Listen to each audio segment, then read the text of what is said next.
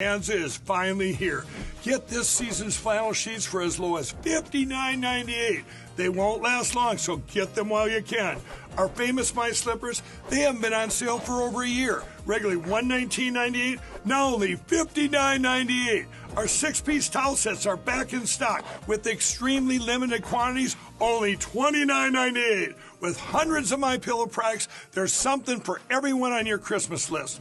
Bathrobes, duvets, quilts, down comforters, and so much more. So go to MyPillow.com or call the number on your screen. Use your promo code to save on all MyPillow products. For example, flannel sheets for as low as $59.98, or our 6-piece towel sets, just $29.98. But that's not all. I'm extending our 60-day money-back guarantee until March 1st of 2025. Plus, all orders over $75 or more ship absolutely free. I'm excited to announce our Christmas extravaganza is finally here.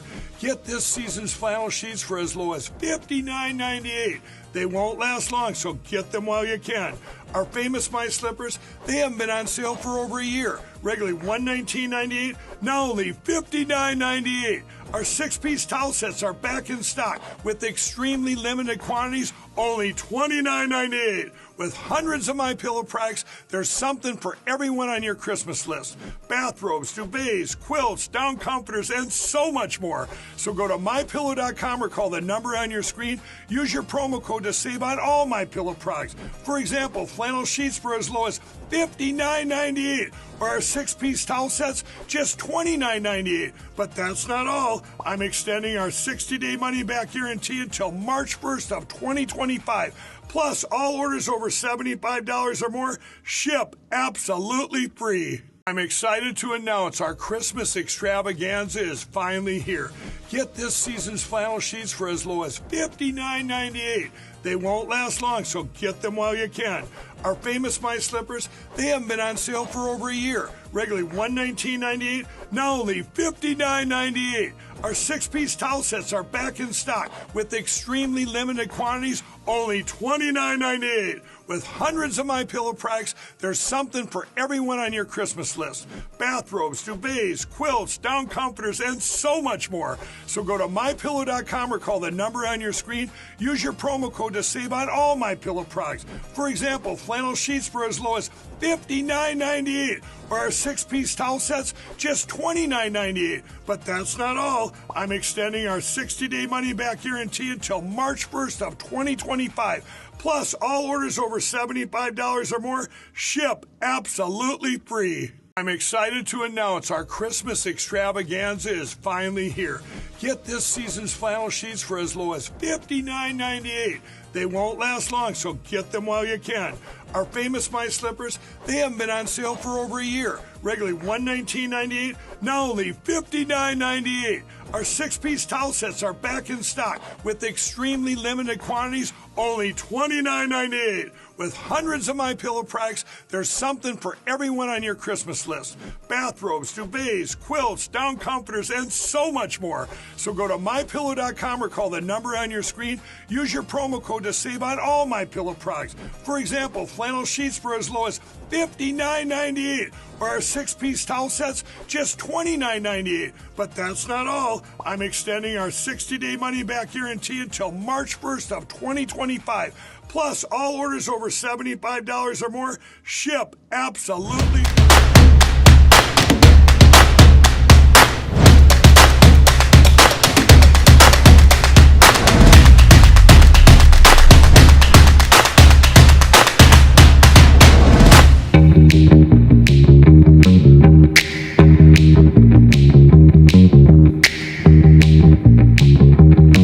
Live from Studio 6B on a Monday night, December 30th.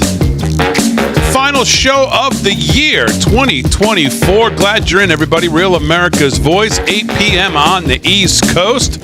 All the boys are going to be here. Vinnie Mac will be here in a little bit. Rick Delgado's here. Paul Nolan sitting in the middle seat. Slick Rick sitting next to me. Boys, welcome on in. Mr. Nolan, how are you? I'm good. Happy to be back, boys. Pull that microphone in there a little closer to you. Okay, I'll work that thing over there like this. There you go. How was your Christmas Eve, Christmas Day? We haven't seen you since then. Great. It was great time. Family was together.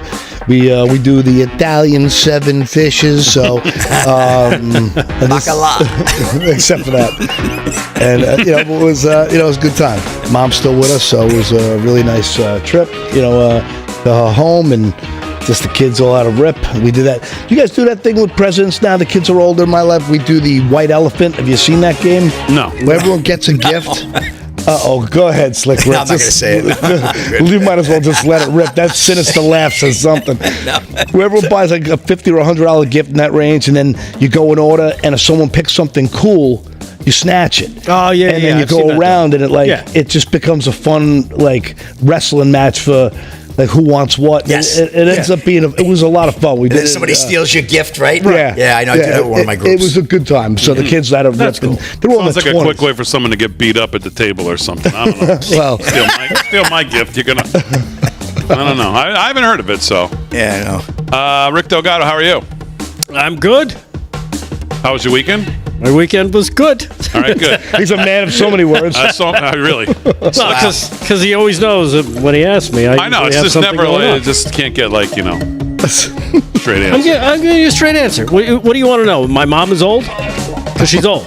I figured out, she told me today that she's old. Okay. You want to know why? Why? Because I had to go to her house. To change the channel. No. Close. The channel. That was good. Why? You need to come over. Why? I need help with the dryer. Okay, what's wrong with it? Just come over. All right. So I go over. I'm like, what's wrong with the dryer? She's like, I can't reach it. That's old. She's shrinking. She has a stack, right? She has a stack. Now, she's lived in this place for the last 5 years. She's had the stack. Only recently, I'm like, Mom, where is your stupid step stool? She's like, it's over there. I'm like, why don't you use it? Because I'm old. I'm like, what do you mean? I'm afraid I'm going to fall. Oh. Okay. Oh, I guess you're old. And you're shrinking. Stop shrinking. I press. So are you going to be Turn going it on? over there every load now? Basically, okay. I'm dryer guy. Okay, good. All right. Because I can reach the button. You might want to start building. You might want to start building a platform. Here you just a load. Yeah. I'm barely kidding about the remote. My mom's old too, and it's not working. It's not working. It's backwards, Ma. She's like, well, I want to be careful. I'm not kidding. One time she's like, I want to be careful. I don't want to start a fire. I'm like, Ma, it's a remote control, not a phaser. Like, where are you going to start a fire with a remote? Slickster, how are you? I'm doing good, Big D. He's old too, by the way. How is your Slick's not old. Slick looks like the youngest of all of us, first of all. I'm the oldest. And he's the oldest, yeah. How was your weekend? It was very nice. Saturday, I had a big closet renovation. California Closets, my niece. So I will have to be showing that big closet. I mean, you can't even believe the reno that they did. The guy could not get your over closet? My closet. Redone. New lighting. The clothes was stacked on the bed up to the ceiling. The guys couldn't believe it. That was number one. Not his wife's closet. This is what I don't understand. Not his wife's closet. We do television. You're known for what you wear. Do you know how many emails and messages I've got that say, we'd love to see what Slick's closet looks like? Well, they're going to. Here you are doing a reno. What had to be and done? I don't even know about it. There's not a camera there. Nothing.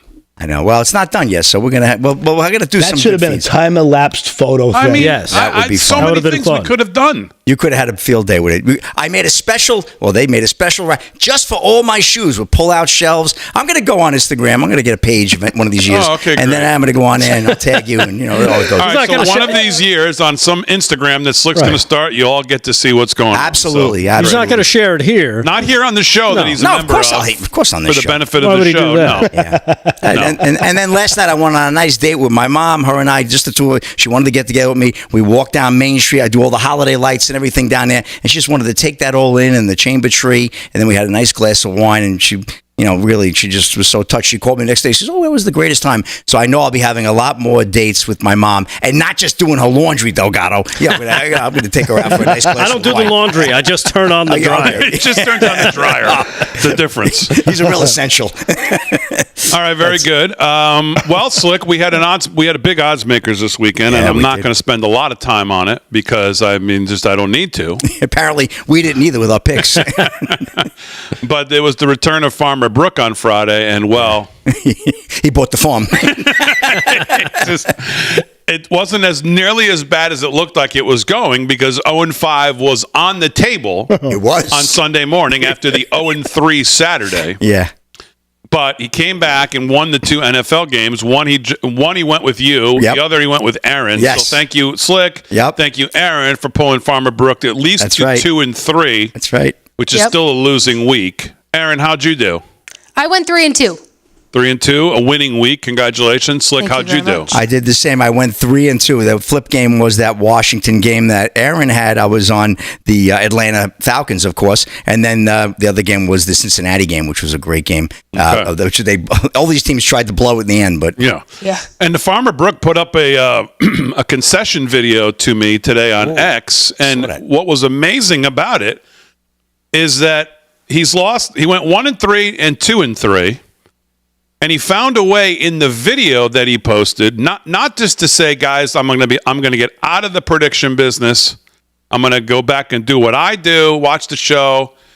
He found a way to pitch a new segment to me on the show that he wants to do. I mean, that's pretty good. That's pretty opportunistic. Wow. I mean, really? I mean, he is working every angle all the time. I give him credit for that. I know. That he was able to actually. What's the pitch?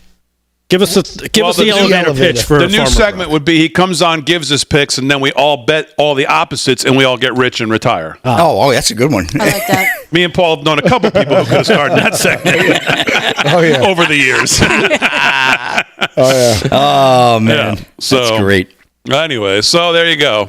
Poor Farmer Brook. Oh, no, he's a good sport, though. I love him. It was pretty funny. That was great. And he was a good sport about the whole thing, including with the video he posted, which was pretty funny. I reposted it on our social, so he's been a great sport. No, because I almost, when that first score came in and USC beat Texas A&M. You knew it was going to be a long It was at like 1:30 in the morning, and I was awake, and I saw it pop up. I'm like, I'm sorry.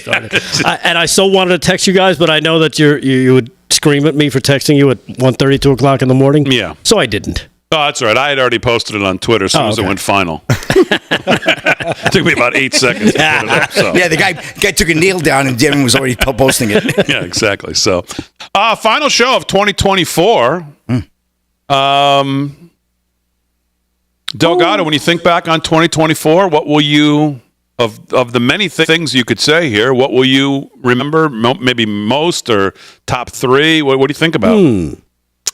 I guess Trump being shot would have to be one of them. Definitely. Right? Definitely. The iconic photo that came after the one that. we still know nothing about that case? Right. Because they had to quickly get rid of the evidence and cremate the body. But don't worry. Hurry up. I'm sure they'll get right down to the bottom of it. Oh, yeah. Another Trump-related, it had to be that debate performance by Joe Biden. Mm-hmm. Oh, my goodness. That was glorious. Yeah. That was wonderful. And then too big to rig. Yeah, and then of course the election on the 5th of November. I think we see a common theme. Trump won, and everybody else can suck it. Yeah, I think I'll go with that as my theme for 2024. Yeah, we no longer have to go along with all of your crazy over there left. Right. We no longer have to put flags in our profile pictures just so we don't get socially eradicated, you wackos. So that's the best part of that. And getting rid of pronouns. Now my pronouns are F and the letter U. Mm-hmm. Paulie Nolan, what do you think about when you think back now on this year? I saw it as a year of cover-ups. I'm like, let's talk about like Nord Stream pipeline. They just get rid of anything that just doesn't work for them. Gone. Anytime there was a story, they just erase. All the lies that came out of Hunter Biden's laptop, all the Russian glue, all those stories that came fully to light, gone. To me, the way they can rabbit hole any story and prop up any other story, to me, I just find that to be absolutely laughable. That the media has so much control over what we believe, we think, we see, we say, and then everybody kind of just regurgitates along the way. And I want to just go on record as saying, when I heard people say things like, I like Trump's policies, but I don't like his mouth, and I kept saying, you're not listening. You're just listening to what your dumb media, the little soundbite clips they're giving you. They're not giving you the real him. You're not following it properly. You're not digging in. You're not looking at it properly. And I'm letting you know flat out that he's not the guy the media has him portrayed to be. Yeah, I hear that. I agree with everything you both have said. Slick, when you think back on this year, what will you remember? Well, certainly on a personal level, it'll be a year of note. Losing my father, of course, in December. And then also I lost Hannibal, which was a bird of ours, 25 years old, that passed away. It was very special to our family, too. So those were two tough ones. And then on a professional level, it's great to see Paul Nolan come back just a couple of weeks ago. That made a big part of my year. I'm very happy. You're sweet. I love him. Honestly, one of my favorite people, and I really appreciate that. Even though personally we don't do a lot together, but you are. When I see you, it's always great, and I'm glad you're back on the show. The feeling's You're such a great fit. I'm truly grateful you guys had me back. Thank you. He left the show? Yeah, that's the rumor. I don't know. Check it out. And then, but the highlight of the year for me, Slick was welcome back, Paul. When I pitched the you put him in the trunk thing, Slick was all in on it. 6 months ago. Hey, but now no, I don't believe that for a second. You can't put a wedge between me and Slick Rick. That's not right. happening. There's no joke in that breaking trunk. this up. We're brothers. And then the highlight of the year for me would have had to be at Joe the Box, America's First Warehouse, on stage with you guys. Okay, I know, Paul, you weren't there, but celebrating one of the greatest victories in the history of our nation, getting our president back in where he belongs. I don't think anybody's going to refute that statement here. And being there, that was just a moment I will never forget as long as I live, Big D. That was a special night there. That really was. And you did a great job on the coverage. You really did, and as did the I was texting Big D that night because I took my whole family to a rock concert.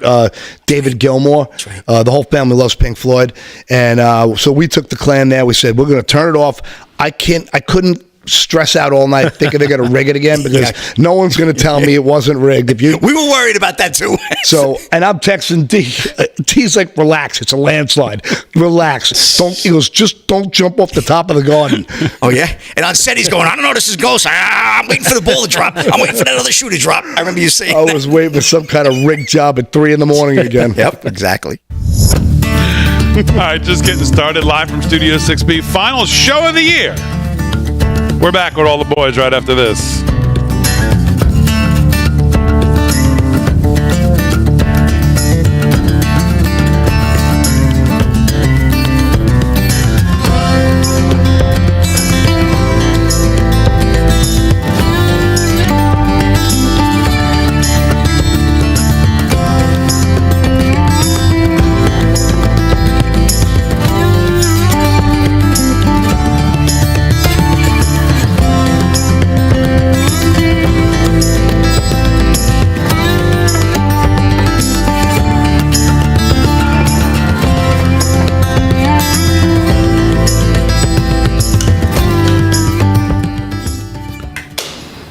We're live in the chat. What's going on, chat? Facebook, X, or Rumble, YouTube, wherever you're watching.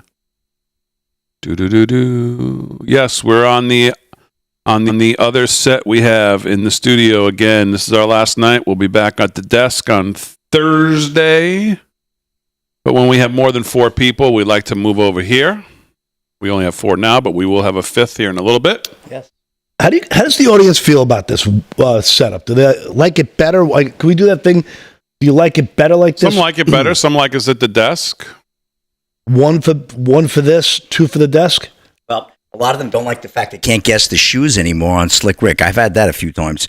People, they like to have the suspense at the end of the night when they guess. So like Steph 44 on the Get It chat, she loves to guess the shoes, as a number of them do. Yeah, now they can guess, does Damon need to clip his toenails? That's what they can guess. 50-something degrees in New York today, man. Beautiful. I didn't know we were doing this. I was wearing... Because by the time I got home, I'm like, I put on my orthopedic sneakers. Look at the size of these things. The Hokas. The Hokas? Yeah, they feel great on my feet. It's like a little party on my All heel. that matters at this point, right? Oh, forget it. Feeling good on your feet.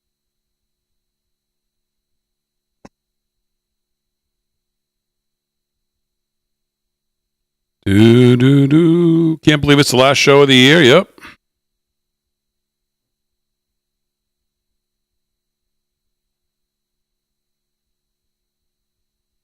Mr. AZ Mikey, thank you.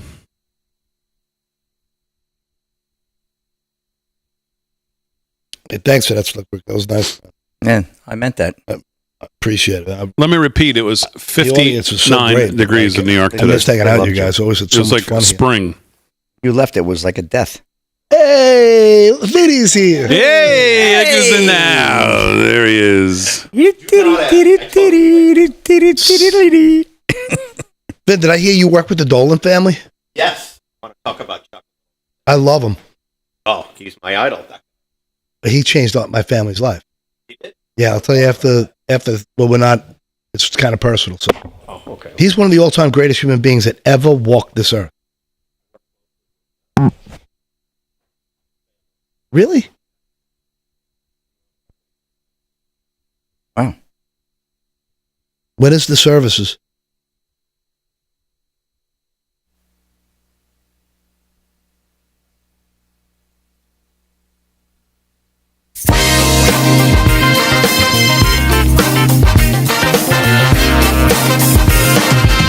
All right, 17 past the hour, live from Studio 6B on a Monday night, but it is the last show of the year. We'll be back on Thursday. We'll be back on the at the desk on Thursday and Friday this week, and we're back. And then obviously next Monday we're full steam ahead. New year, new season, new administration. Only 19 days away at that point, whatever it'll be.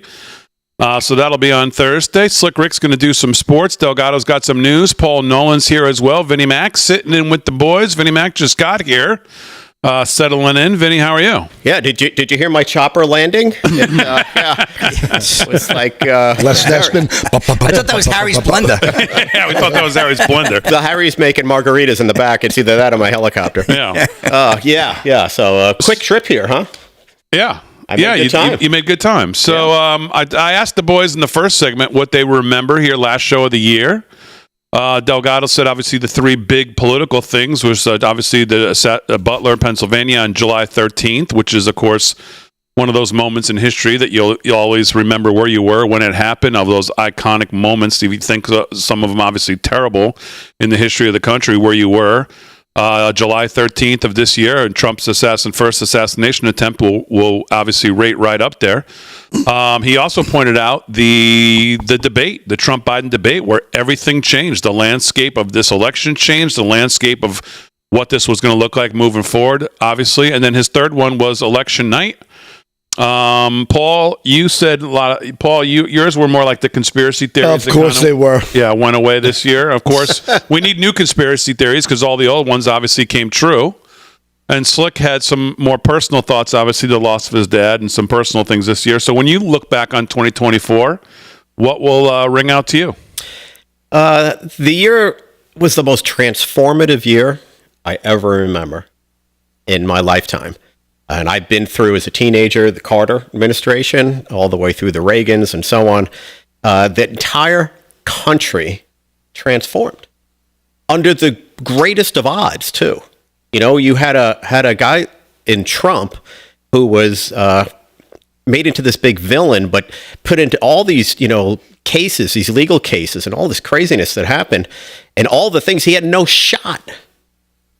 He was the American dream in many ways, coming back, the underdog coming back. But really, the transformation of our country and how the vote went is what I remember most. Because people who voted for Trump weren't normally Trump voters. They were young people, they were Hispanics, they were blacks, all these people. The transformation we saw in the last 12 months is unheard of.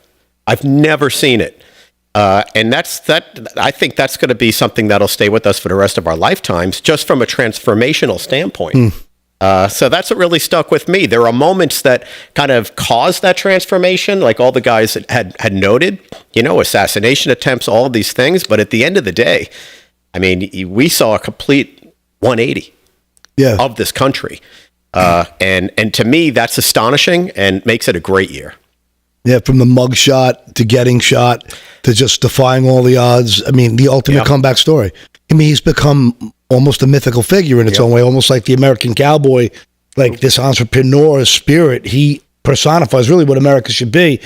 And, there is an optimism everywhere. Like, I'm in construction, and everybody's excited to work. It's really, there's a way different vibe than it was a year ago. People were like moping around. Hey, should I buy this property? Should I make this move? What should I do? People were concerned at every corner and every turn they made. There is endless optimism on the ground as far as I'm concerned. And Trump transformed himself. The Trump of 2024 resembles the old Trump, but it's not the old Trump.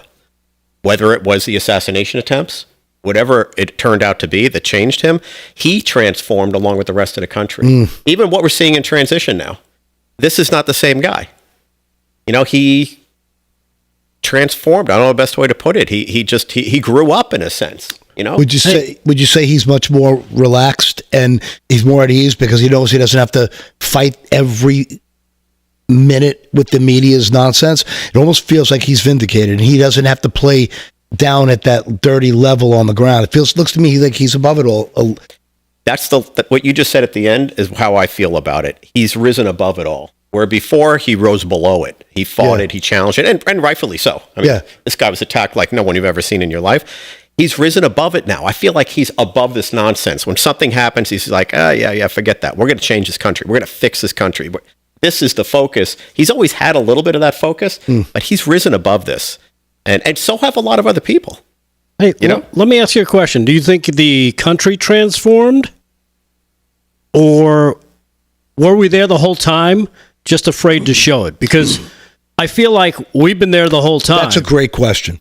And you see, as soon as the election was over, people started wearing their hats, right? They started wearing the stuff out loud and be like, I don't care anymore. We're good. And it almost became... I mean, you saw it with celebrities starting to all of a sudden say, you know what, I'm going to be supporting Trump or I'm not supporting Biden and I'm doing this and I'm doing that. And all of a sudden, it was almost like you had a few people that in the right areas that said, it's okay. And all of a sudden, the others went, oh, good, I don't have to hide this anymore. Yeah. So I think maybe the country was always there, but we've just been so browbeaten by the media and the elites and all the crap and people afraid to lose their jobs or get canceled or all that crap that they don't want to say anything, because you hear it a lot from people in, say, Hollywood say, look, they tell a certain star, be like, I'm glad you're out there. I can't say it. Yeah. So, I think that's a good point. But what I kind of see happening to that context of what you're talking about is people sort of had enough.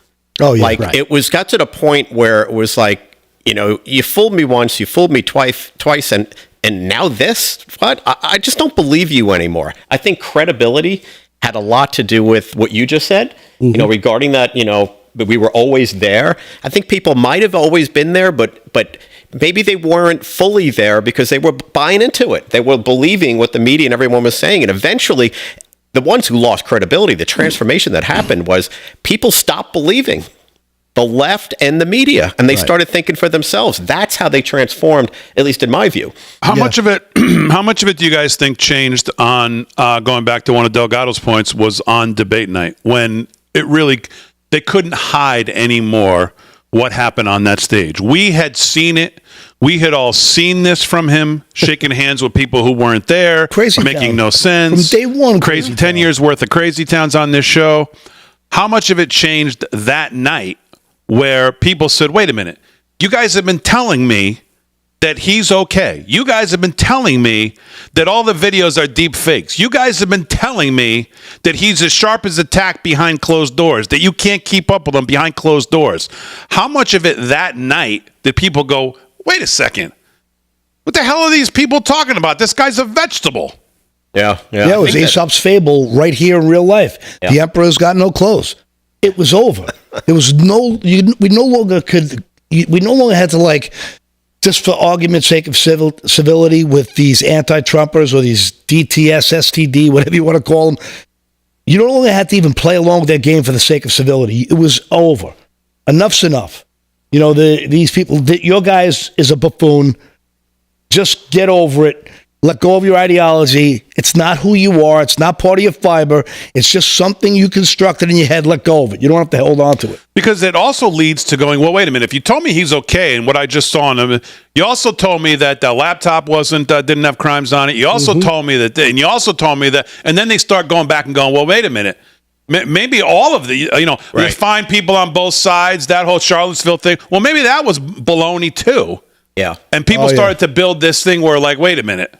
That must have been an inflection point for sure. I think that might, exactly to your point, might have turned people to question at a higher level these things, because it really started happening after that. You told me if I get vaccinated, I can't catch COVID. Please. All of this. All right, we'll talk more about 2024, what we'll remember going into 2025, what we're looking forward to. We'll do news, sports, final show of the year, live from Studio 6B. The boys are all back right after this.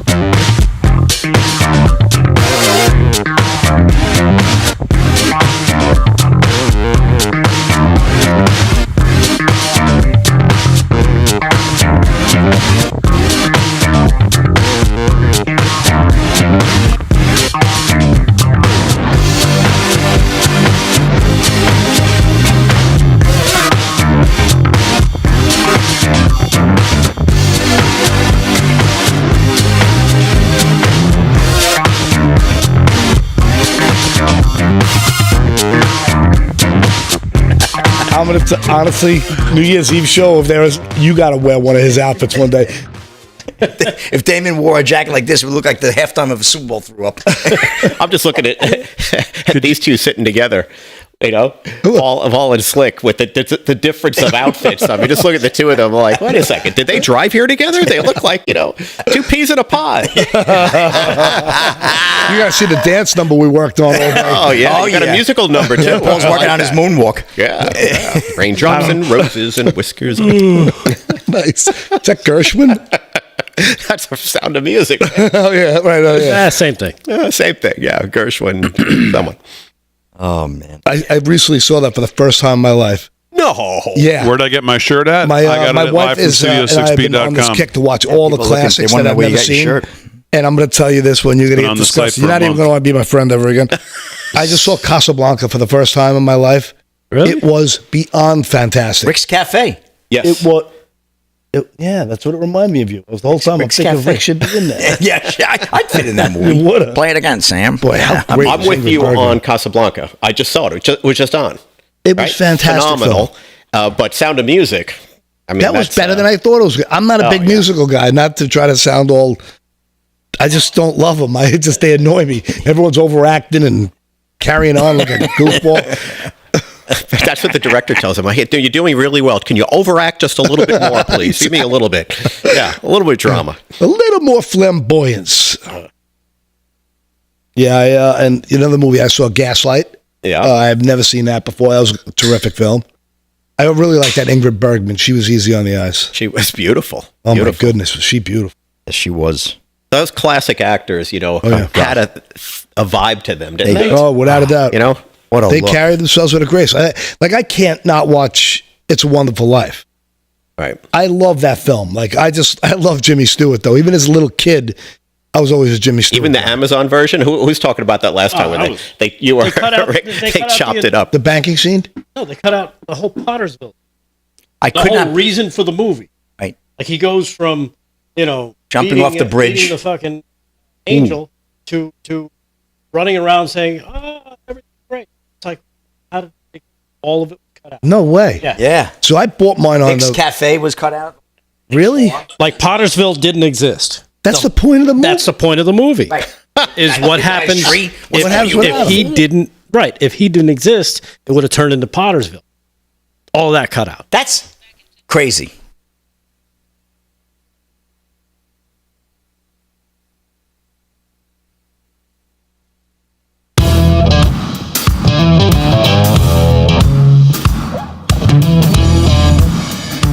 All right, 30 minutes past the hour, live from Studio 6B, final show of the year. Hope you have a great, happy New Year, everybody. Stay safe tomorrow night. Have a great New Year's Day. Obviously, we'll be back on Thursday to wrap up the week, Thursday and Friday. And then, of course, We'll be back, I guess, what's Monday, the 5th or the 6th? Moya, Monday's the 6th. Monday's the 6th. January 6th. Oh, There you go. We know what happens on Monday. What a day that's going to be. New Congress gets sworn in, I believe, on the 3rd. Yeah. And then, of course, on the 6th, the electors go to Congress, and what a show that will be. So it's going to be a busy weekend, busy Friday, busy Monday, and then, obviously, inauguration, we'll be 14, 15, 16 days away by that point as we head into 25. What a year it's going to be. So we've been sitting here looking back on 24, kind of what we'll remember. And I didn't really go, but I don't think I have to go. I agree with everything everybody said. I mean, obviously, if you pick out the actual political moments, it's, I think, the 3 that Delgado said. Yeah. I think the overall theme maybe the other thing that sticks out to me, because I think if you go back to the beginning of 24, the transformation in Elon Musk is something I'll remember, because he went from I'll never get involved with politics, I won't put any money into either campaign, right. I won't get, you know what I'm saying? Yeah.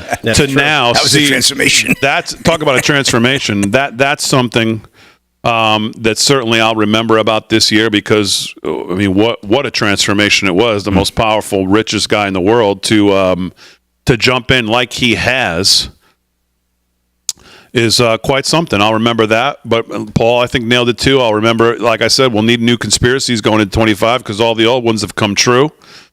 And as far as Biden goes, I don't think the story is completely written yet, and I'll stick to this. In our New Year's Eve, New Year's Day special that's coming up in the next 2 nights that you'll be able to watch, we feature What Even Is That from Rick Delgado on the Biden pardons. We'll revisit that, and when I was thinking about that, I was thinking, boy, that the Biden pardons will be a 2024 year in review topic. It also could be a year 2025 year in review topic. Oh, yeah. Because of what he's going to do in the next 24 days. Oh, yeah. Yeah. Because it's not done yet, and the big one still could be coming. Oh, I completely agree with you. I almost feel like it's like the build up to the next Muhammad Ali and Frazier fight. I mean, we're going to watch history happen, and I really expect not in a good way. Oh, not in a good way. I think that we're going to see more of the lies exposed. There's going to be more scrutiny. I don't think the media is going to be able to run cover like they had in the past, because everybody knows mainstream media is a flat-out propaganda, Pravda-style media machine of lies, and it's all serving the globalist agenda.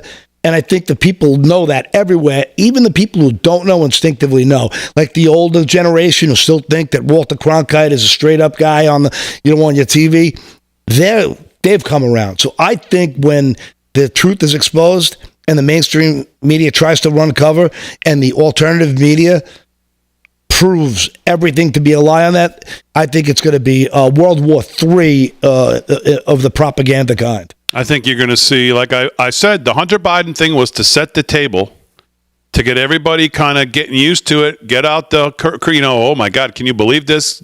Talk about it, get it all out, so that when his brother comes, Fauci comes, Cheney comes, do not overlook today's resignation by Matthew Graves at the Department of Justice, who persecuted J6 defendants. Now I'll look for him. Oh, yeah. Fauci on the list, and then himself, obviously, I would figure. I think there's a lot of fireworks still to come in that Biden pardon, but we will revisit that What Even Is That in the end of the year show. So, hey, real quick question based on that, because I know you're about to change gears here. What if, speaking of conspiracy theories, what if listening? It's proven, because back in 2020 they said they caught them all. What if that information gets revealed, and it's revealed that the 2020 election was truly stolen, and you had a fake president for the last 4 years? Would those pardons now be null and void because he wasn't actually elected? Well, the media. Well, I don't know how you can. I mean, the media would probably say, "Well, Trump was president those 4. He can't be president this 4 because he can't do 12 years." Like They'll find a way around it. I'm just throwing it out there. No, that's interesting. Because people could make the case and be like, look, if you caught them all, let's see the evidence, right? Everybody's demanding we want to see everything. We want to see JFK. We want to see 9/11. We want to see Area 51. We want to see everything. Show us. So if 2020 was truly stolen, which I'm a firm believer it was. I mean, you can't have all these extra millions of votes. I get that, but how do you prove it?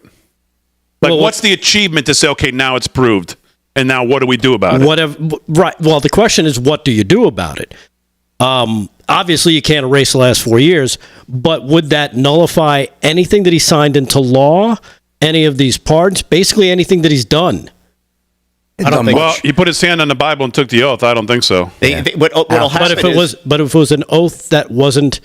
He couldn't take an oath for an office he never was elected to. You know what I mean? Well, he was awarded it, but are you asking a deeper question? Right. If there's evidence exposes who actually ran that scam, who stuffed those ballots, who appointed along the with that, machines. I'm talking about the policy part. Can all of those things that he did be undone? Is my question. You mean like all the executive orders on day one? Pardons, yeah. Was it 93 executive orders day one to reverse all kinds of laws? All the Trump's.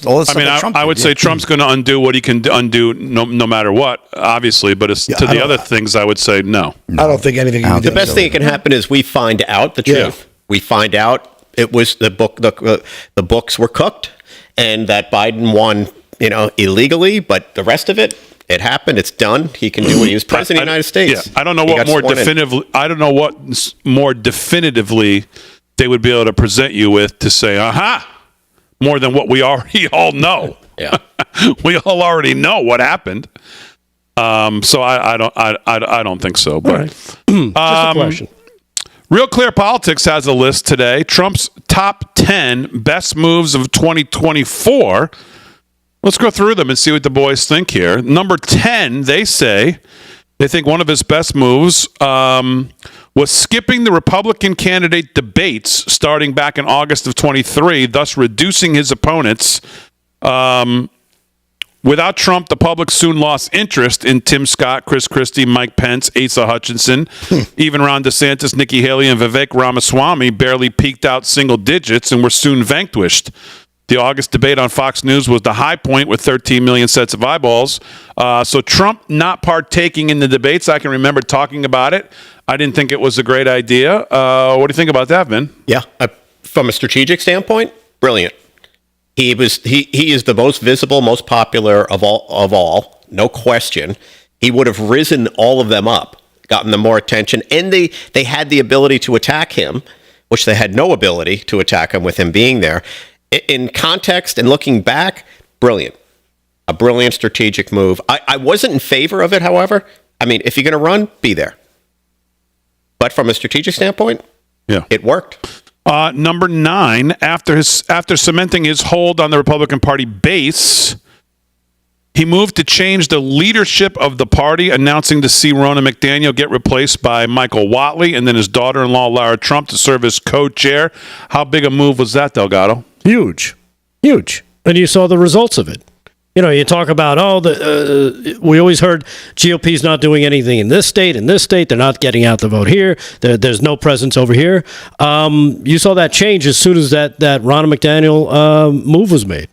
Everything changed. And you talk about the ground game, people were, even on the left, they were surprised on how motivated and how everything was moving in terms of the Trump ground game, especially in some of these blue states.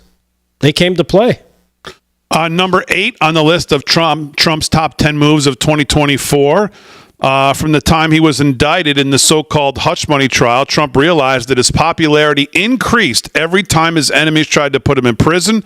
Rather than resign from his campaign and concentrate on his legal woes, he wore his new indictments like a badge of honor, whether it was through merch, the mugshot, wore it out there, made public statements about it, obviously played on it as much as possible, and then obviously the Supreme Court, as they ruled on immunity,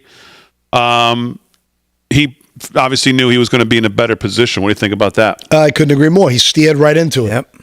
When someone calls you out on one of your flaws, the best thing you could do is just openly take it, admit it, roll with it, and move on from it. Not only did he accept it as what it was, he steered into it, and he really used it perfectly to prop himself up. And the truth of the matter is he became more sympathetic all the time to the public, who was like, wow, this is one attack after another. And the way they did that one was just so They overplayed their hand. It's exactly completely. Thank goodness they did. It became so obvious. It's exactly right. They overplayed so their hand. obvious. Well, that's a better way of putting it. And you know what? A lot of people could identify with it. Yeah. Because they saw the BS and they're like, I've seen this Enough, before. right? Yeah. Enough with this guy. Number 7, Slick, I'll come to you because you and Delgado were on this. I was against it, but only because New York? No. Yeah, it's fair. Exactly right. New Number York. 7, the media ridiculed Trump for campaigning in exceedingly liberal New York City. Once again, they played themselves for fools since Trump was spending so much time in New York City thanks to Letitia James, E. Jean Carroll, and ultimately the so-called hush money trial. What choice did he have? It should be no surprise that the presumptive GOP nominee decided to campaign in his hometown. He went to the Manhattan bodega, where the guy, obviously, they put him on, the stabbing that they put the owner of the bodega on trial. He held the rally in the South Bronx. Obviously, he ended up at MSG, MAGA Square Garden, and he played to that diverse crowd of blacks, Hispanics, for a message of a stronger America, Slick. Well, perfect position, right? New York is the media capital of the world. President Trump is the media master of the world. So regardless, it's the best stage to be on. I know people joke, move out of New York, it's trash can, this and that. It's still the media capital. Nothing shines like the Empire State Building, Central Park. President Trump almost used New York, in my opinion, somewhat as a prop, a good backfall, like a backstage for him. So that's what I like. He took advantage of that. Also, it didn't hurt with Congress, the Senate. We had a few big seats that were up for grabs there in New York. It was smart to do that. He also brought in Lee Zeldin. I'm sure Lee was in his ear. Come to New York, because Lee's working with him now in his cabinet. So I thought it was great using New York as the backdrop. It spoke volumes to the rest of the country, in my opinion. It's the perfect stage to be on. New York City. Delgado, Slick makes good points. I was totally against it, couldn't see it, because, of course, I just looked at it as, are you going to win New York? No, why waste time there? But Slick brings up some good points of some of the positives that came out of it. Yeah, and another positive, I think, is the outreach to those other communities that have been, the Democrats take them for granted, the Hispanics and the black communities, because the Bronx, yep. You see those people in the South Bronx and in Manhattan and wherever he showed up in New York, the people in Chicago and L.A., across the country who have these different communities to be like, that's like us. He's talking to them. He's talking to us. I think it affected him across the country because, again, everything starts in New York. Yeah, like fall trends, fashions. Yeah. So I felt that way. Yeah. I think it was just a. All right, we'll continue down the list of Trump's top 10 moves in 2024. We'll see what the boys think. We'll try to do some news and sports as well. We're back right after this.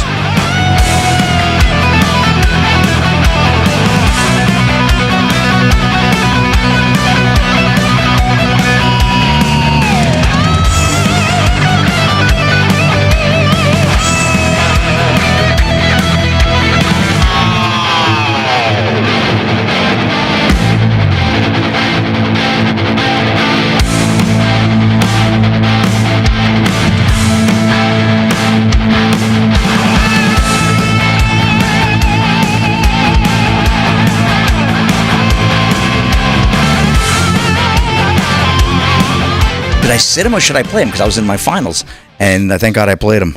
Oh, man. The Jets. I was thinking about Boom, the boom, Jets boom, today. boom. Chat. What's going on? Chat. His second touchdown. Insane. Totally covered by the two guys. I know. He Double ran towards them, and they both ran right past. He's like, like a dart. He's such a talent. For a rookie, he's way ahead. But how did the Giants feel about losing Saquon Barkley, the kind of year he had? He wouldn't have had that kind of year with their line anyway. But, But the thing that bothers me with that is the year before, just trade him in week 7 or 8 when you know you can get a third-round pick for him. Yeah, third-round pick, sure. Maybe even a second. Maybe a second, but most likely at least a third. And thirds are great in the NFL. You find good second-tier linemen who can end up developing.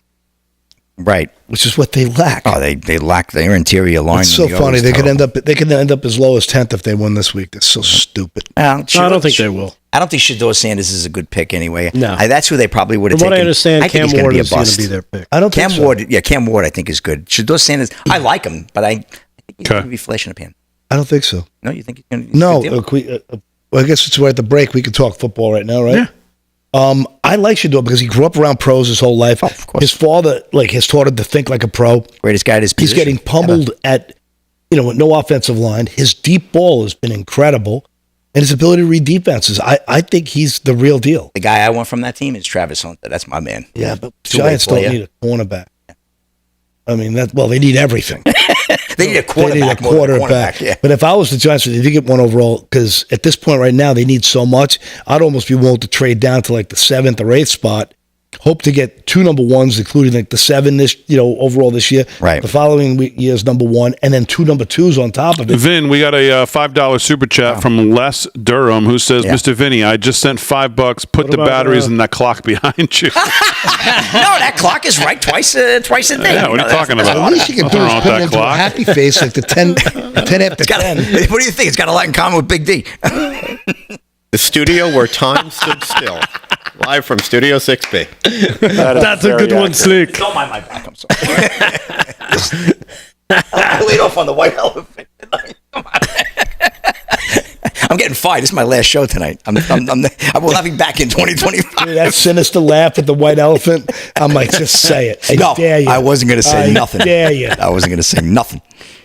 Nothing. I don't know what you're talking How about. many people commented on that clock last time I was here?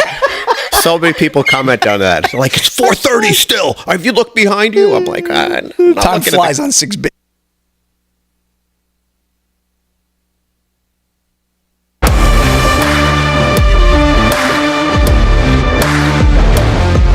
All right, 13 to the hour, live from Studio 6B on our final show of the week, Monday night, December 30th. Real America's Voice. Vinnie Mac is here.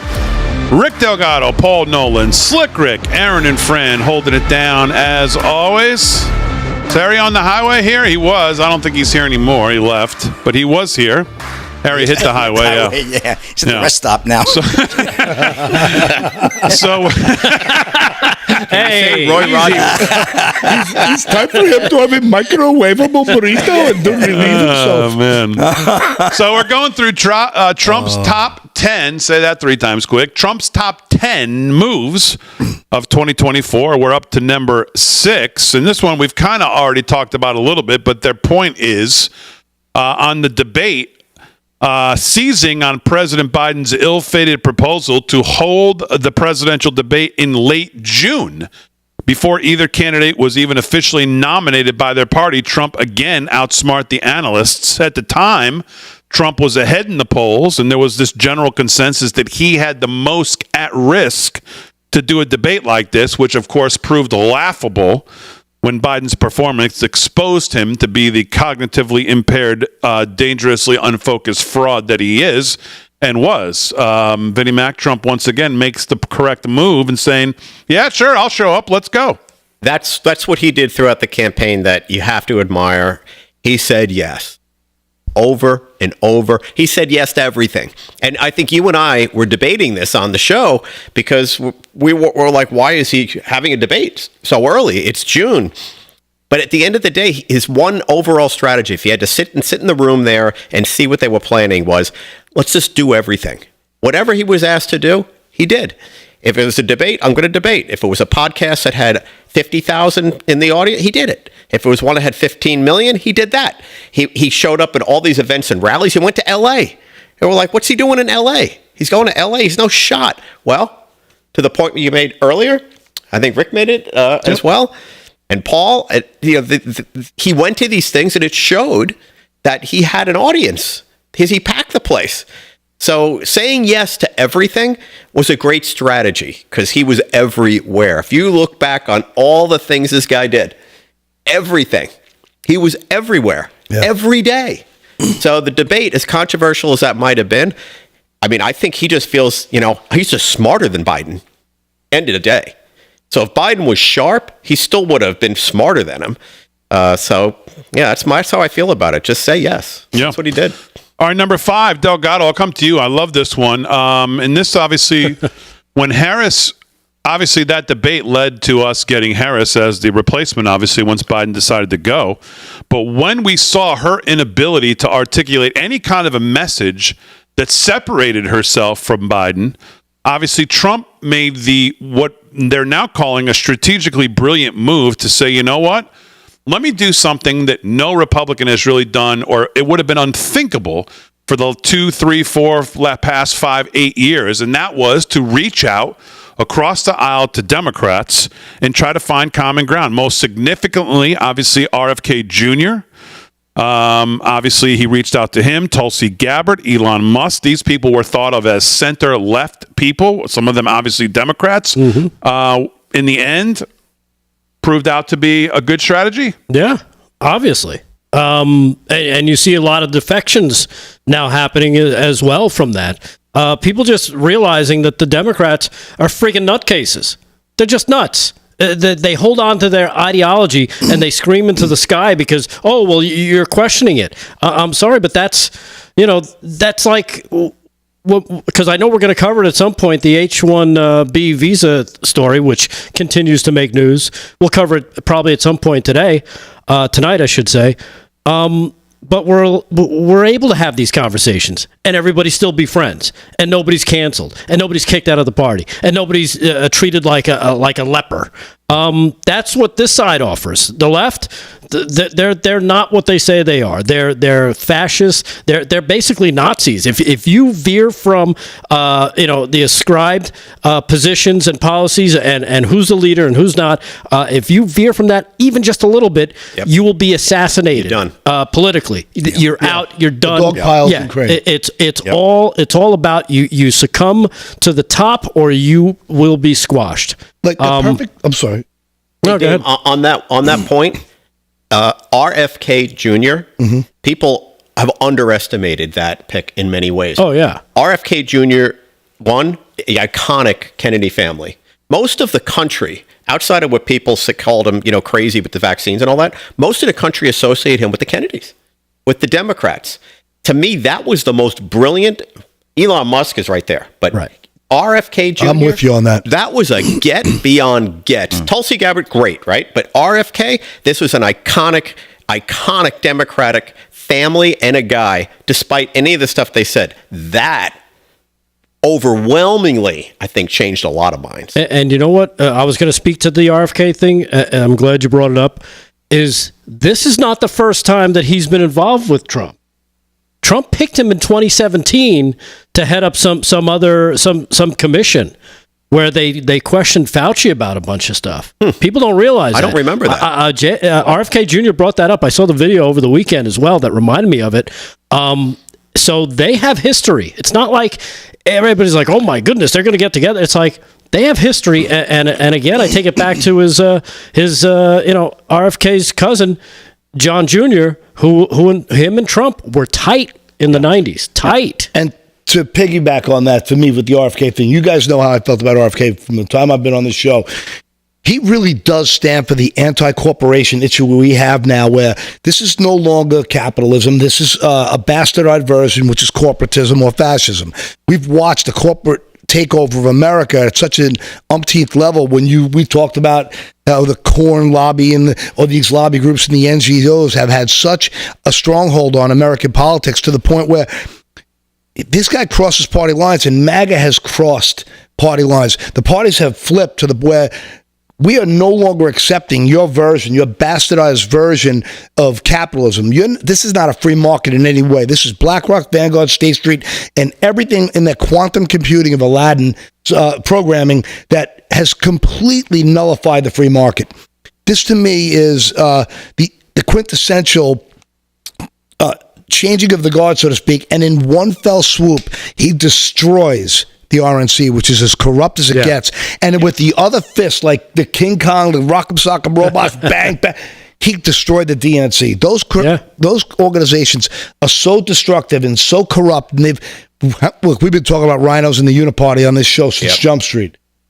This was, to me, RFK was more so than Musk. Musk's money, influence, Twitter, cannot be understated. But to me, in terms of crossing the lines and breaking that divide, Tulsi was a nice cherry on top, so to speak. But to me, RFK is the ultimate game changer in terms of his policy. Because when we have liberals so crazy, when he says, I want to get all of this poison out of the food supply, and now liberals like, he's crazy. Right. They don't even know how to answer. They think, One word, Monsanto. Monsanto. Done. They've destroyed soil. And then when you see what Bill Gates' hands with them, we can go on that subject for 2 days. But it's what they've been claiming for years, right? That, we need better this and better that. Finally, Trump gives them RFK who says, we can do this, and they freak out because, well, it's Trump that's offering it. Also, it could really get done. Right. There's a conversation, which is what they have. Their talking points. And here's a guy that'll really do it. Yeah. Big difference. Yeah. All right. Well, no, that was a quick hour one. Let's hit the break, and we'll come back with the top 4 moves that Trump made in 2024. And I love number 4 next coming up. Do you like my garbage truck? Oh, that was the best. We'll talk about the greatest day in retail politics, the greatest year in retail politics when we get back right after this.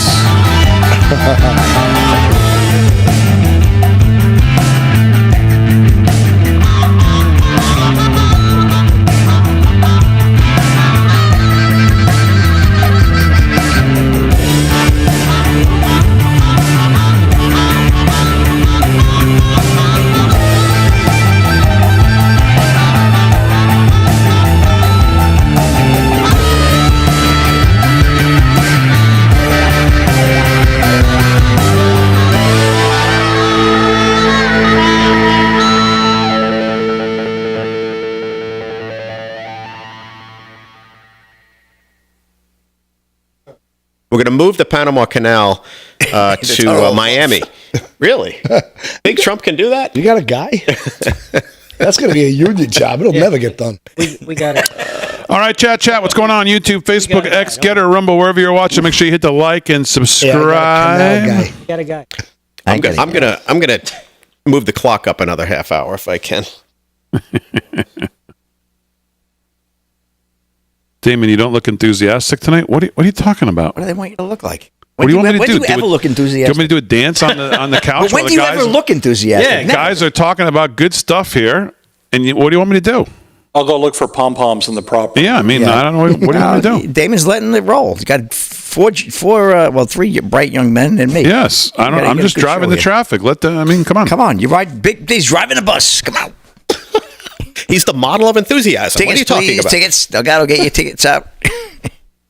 Oh, man. Boom. The list is great because you see, like, when you see it all in totality, Yeah. it's like, wow, he really outfoxed so many people. Oh, he did. It's just amazing He's such a sharp how he cat. got railroaded. Everything he said, even like the bleach in the veins thing. Like, Oh yeah, right. I mean, how they can take that story and turn it into something that just tells you the power of the media. And He is the master of the media. He knows how to spin And the them. thing is, so many people just believed it and still believe it. I know. Yeah. The Apprentice, right? What a show that was. He had good practice with that show. What he had to do with this media. The fact that people don't want to hear about how many feds were at January 6th leading people in and all the video we showed from Jump Street. I remember the first day it happened, like, this is a feds, this is Asian provocateurs. They are running the show here. This is a false flag to destroy his credibility forever. They'll get to that. Plus that big lawsuit they're planning. I want the truth that day too.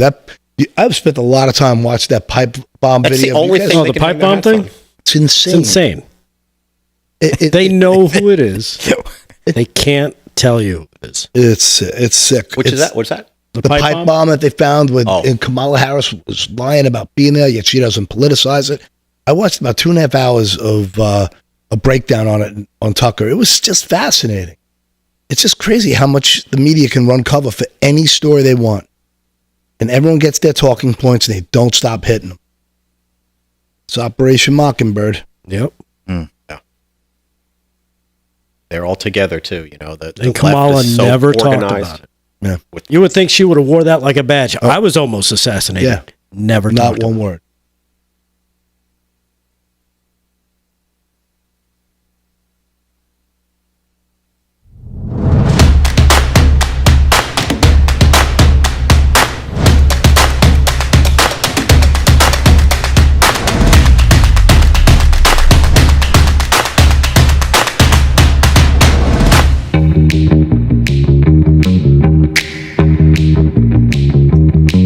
Yeah, you are. All right, live from Studio 6B, Hour 2 on a Monday, December 30th, final show of the year. Welcome on in, Real America's Voice, 9 p.m. on the East Coast. Vinnie Mac is here. Rick Delgado, Paul Nolan, Slick Rick, Aaron and Fran holding it down as always. And, of course, you, the live from Studio 6B audience. Glad you're in. If you're following us on social media, at LFS6B, welcome on in. Appreciate everybody in the chat. Head over to livefromstudio6b.com as well. Make sure you sign up to become a member there. Slick, let's do a little quick sports. Sure. Now we'll look at some scores and whatever else you got quickly here, and then we'll get back to Trump's top 10 moves of 2024. Only a couple more to go. One I really want to focus on, then we can quickly move to the other ones and then get on to some other news, because there is other news today. We'll get to some of that. Sports is brought to you by Mike Lindell. LFS6B is the promo code to use if you shop at MyPillow. Slickster, what's going on? Well, we almost had an odds makers tonight, but we didn't have time to do it, and thank goodness, because I would have been on the wrong side of that odds makers so far, because you have the 49ers in San Francisco, Levi Stadium, with not much left to play for them except for draft position, taking on the Lions, who have a big game next week, and regardless, believe it or not, of the outcome tonight, it's all on the line for the NFC North title next Sunday night, appointment television, when the Minnesota Vikings come knocking in Detroit at Ford Field, take on the Lions. That's going to be the game there to decide the number one seed in the NFC. So very exciting. Apparently, whatever happens tonight don't matter, because they're going to end up having that game be in the swing. So 49ers 14-6 over the Lions right now. 11:20 to go in the second. I was going to take the Lions. I figured they'd roll the Niners, but apparently I think the Lions are going to decide to rest a few guys for that big matchup next Sunday night. Now, Dan Campbell said they would not do that. He was asked about it in a press conference. He said, here, let me make it quick and clear for everybody. We're playing every game like it's the Super Bowl. Big deal. You know how these coaches, they always do the But company. this is really like the Niners Super Bowl. I mean, this is a championship quality team who has their last day in the sun, so to speak, for the season. So you would imagine they're going to rise to the occasion. They got some championship pedigree in there. Deebo Samuel, they're both having a good night so far. And they're home in front of their own crowd. Hey, they want to play for something. I imagine the Cowboys will play similar next week when they take on the Washington Commanders, but who knows? They had a good day yesterday. Yeah, listen, I stayed there the whole stinking game. Hold on, I think Philly just scored again. Didn't walk out. Yeah, I know, man. Well, maybe that means McCarthy's gone. I sure hope so. As a flea-ridden Giant fan, I don't want to make fun of the Cowboys too much, but they can't lose enough of me. Yeah, I know. I can't blame you. There was plenty of people at the bar that agree with you, and they were riding me, but they were riding me like a cowboy horse. But no, I hung in there. Well, then don't bring up the Jets, because Aaron, oof. Yeah, I think Mike McCarthy to the Jets. There you go. And well, listen to this story.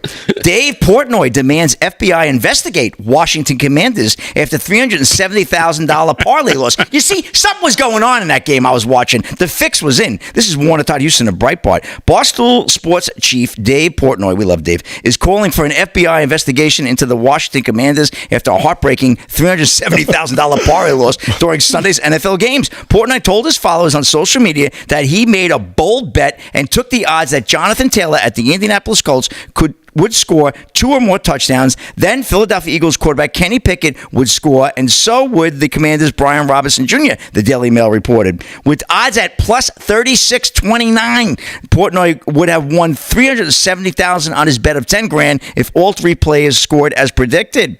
Portnoy's day started well with both Taylor and Pickett delivering. However, despite repealed opportunities to clinch it for Portnoy, Robinson Jr. never crossed into the end zone to deliver a single touchdown on Sunday. Robinson went for 60 yards on 13 carries and 9 yards on 2 receptions, yet still never scored, even as the Commanders came back for a 30-24 win in overtime. Portnoy posted a video of himself falling to the floor in shock and disbelief as Robinson failed to deliver. Portnoy went on a rant after the loss and called for an all-out investigation, implying that Robinson was slacking on purpose. Anyway, I think he's... and he went on to do a lot of expletives, but that was another story. Cute stuff. But and apparently, listen to this one, NBC sparks backlash after editing out Redskins during Sunday Night Football. NBC Sports sparked controversy Sunday night after posting a TV graphic with the name Redskins deleted from Robert Griffin III's 2012 jersey. This is Warner Todd Houston. Breitbart. The graphic was meant to compare Robert Griffin III's record to Jaden Daniels. I'll tell you this, Jaden Daniels. This story the NFL is on notice with them, though. But they continue to do that. They're editing out anything to do with Redskins. Meanwhile, there's a big push to bring the name back. back. yeah. And who's leading it? One of the chiefs from one of the reservations or one of the tribes, which is really incredible. And that's what I got for you this segment, Big D. Back to you. All right, Slick, very good. Sports is brought to you by Mike Lindell, MyPillow. LFS6B is the promo code to use. All right, so back to our list of the top moves Trump made in 24. Number 4, and I'm just going to make it more of a generalized topic, and everybody can jump in here, and that, of course, is retail politics. Nobody does it better than Trump. Nobody did it better than Trump. And you can think of iconic moments leading up to this election, obviously working the McDonald's drive-thru, and, of course, seizing on the Biden gaffe of all I see out there is the only garbage I see out there is his supporters that Biden said. And, of course, the next day, Trump out there in a garbage truck doing a press conference with the vest, going to the rally, doing the rally in the vest. Nobody understands retail politics. Vin, I think we have a clip in the upcoming shows in the next couple of nights of you saying Trump and Elon, what they share amongst many things is a connection to regular people. That's exactly right. The regular guy, the union guy, the porter, the elevator guy, the garbage man, the mailman, the regular people, these two guys relate to that. And what I was saying earlier about Trump just said yes to everything, this is a perfect example. When you own it, someone's going to say something negative about you. You guys are garbage. He could have, gone after Biden, could have done this and that. By doing the garbage truck thing, he brought a satire to it. It was funny. He's funny. We've talked about this many times. Funny, yeah. He's very funny. But he brought attention to something that made it even worse for Biden by doing what he did, by simply driving a garbage truck with the name Trump on the side. So I'm sure that idea came up and he was like, I'll do it. Just say yes. That was the campaign motto. Then I would say Trump has a PhD in ball busting. He loved everything. Yeah, He does. definitely in trolling. He is That so whole generation's good. that way. He's They just are. so good at stomping on your stupidity. They are great, that generation of busting shoes. You know what's another piece of that? Has to be the dance, the towel dance. Oh, yes. Come on. Oh, it's great. That was All of the a sudden, best. people are That was the players are ShamWow. doing it. People are doing it in football games. They're doing it in sports competitions. Everywhere you look, somebody's doing the dance. Yeah, by the gayest song ever, by the gayest band ever. Right. He's supposed to be the homophobe. Why And he's doing the am I- YMCA. But that's his favorite song. Let's not miss the irony there. Right. I know. Yeah. I know. Well, But that's the left. I'll just go through the rest of these quickly. Number 3, they say, it's a good year when surviving not just one but 2 assassination attempts fails to break into the top 2. But at number 3, they have it's hard to ignore Trump's best move of the year, obviously, was his head turning to the right to read that immigration chart that was displayed on the giant screen, obviously. We would have lost our country that day, really. We would have lost it to the globalists. That We day, were right lucky. then and we would there. have lost off forever. That's what we Wow. lost.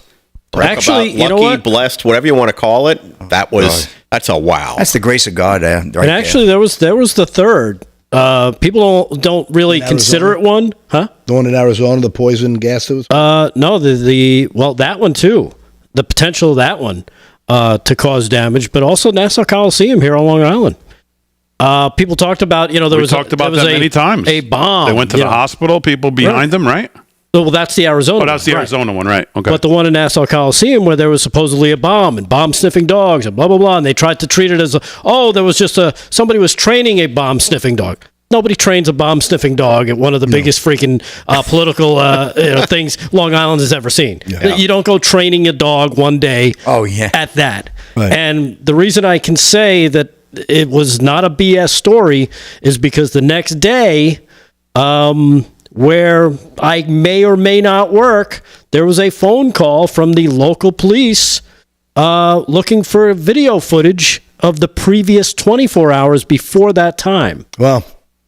So they were looking for something. Okay.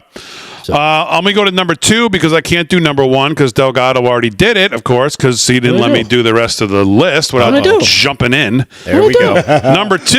You got in trouble. What'd I do? Number 2, perhaps the most audacious political move of the 2024 campaign was Trump's decision to outsource most of the Republican get out the vote effort to two independent super PACs, Turning Point Action and America PAC. The Republican Party had always run a distant second to Democrats when it came to making contact with voters, getting them to the polls, but establishment polls through the answer was for the Republican Party to spend more money. Trump counterintuitively decided to spend less money by soliciting the support of outside groups. Charlie Kirk's Turning Point Action and Elon Musk's America PAC were laser focused on getting out the vote in the 7 called swing states.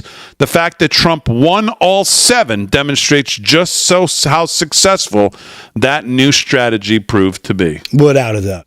I mean, what Charlie Kirk was doing on those college campuses was without a doubt the perfect timing, because we have talked about how we got to the point in America where everybody was tired of the blue-haired girl with the nose ring telling the pretty girl how gross she is. Everyone was so tired. Every fit, athletic kid was so tired of being told he's a bad guy for being, a skirt chaser, and because he was just being a dude. Everybody at that level was so fed up, where it became the counterculture to be a Republican. It became the punk rock thing to do. And to me, Charlie Kirk on the ground, nonstop, calmly debating and educating these kids. Yeah. Those videos kept going viral and viral and viral, especially on TikTok. What a game changer that was. And he made it kind of cool to say, I'm with Trump. Yeah. You know what? Left out of that number 2, Scott Pressler. The work that he did in Pennsylvania, phenomenal, was insane. How many Amish did he get in? He got the Amish. He targeted frat guys, the Amish, and hunters. Yeah, among many others in Pennsylvania, and turned Pennsylvania the way it should be. Joe Rogan was huge too. Yeah, and the number 1 Trump move of the year is the Trump dance. Rick Delgado, on it a little early, but on it. I was on it way early. The Trump dance. Rico. And not only did they say the Trump dance, but obviously other moments that Trump, when he would have a rally and somebody unfortunately would say get sick, there was a lot of the Ave Maria. He would play music. They would sing. They would pray. All these things that continue to get televised, all these kind of moments, these real human connection moments at all of these rallies. I think that's when he's at his best. Yeah. Someone unfortunately gets sick. He stops. Are they okay? Can you send someone over there? Or a doctor. He cares. Yeah, he takes the lead of it. He takes charge of it too, and he cares, and that comes across. Oh yeah. You can only say he's such a bad guy so much. He's got compassion. Right. Yeah, and when you see real compassion, which he has shown many, many times, but we all know that because we're New Yorkers. He's done so much for people in New York that he doesn't talk about. But people saw it for the first time on TV.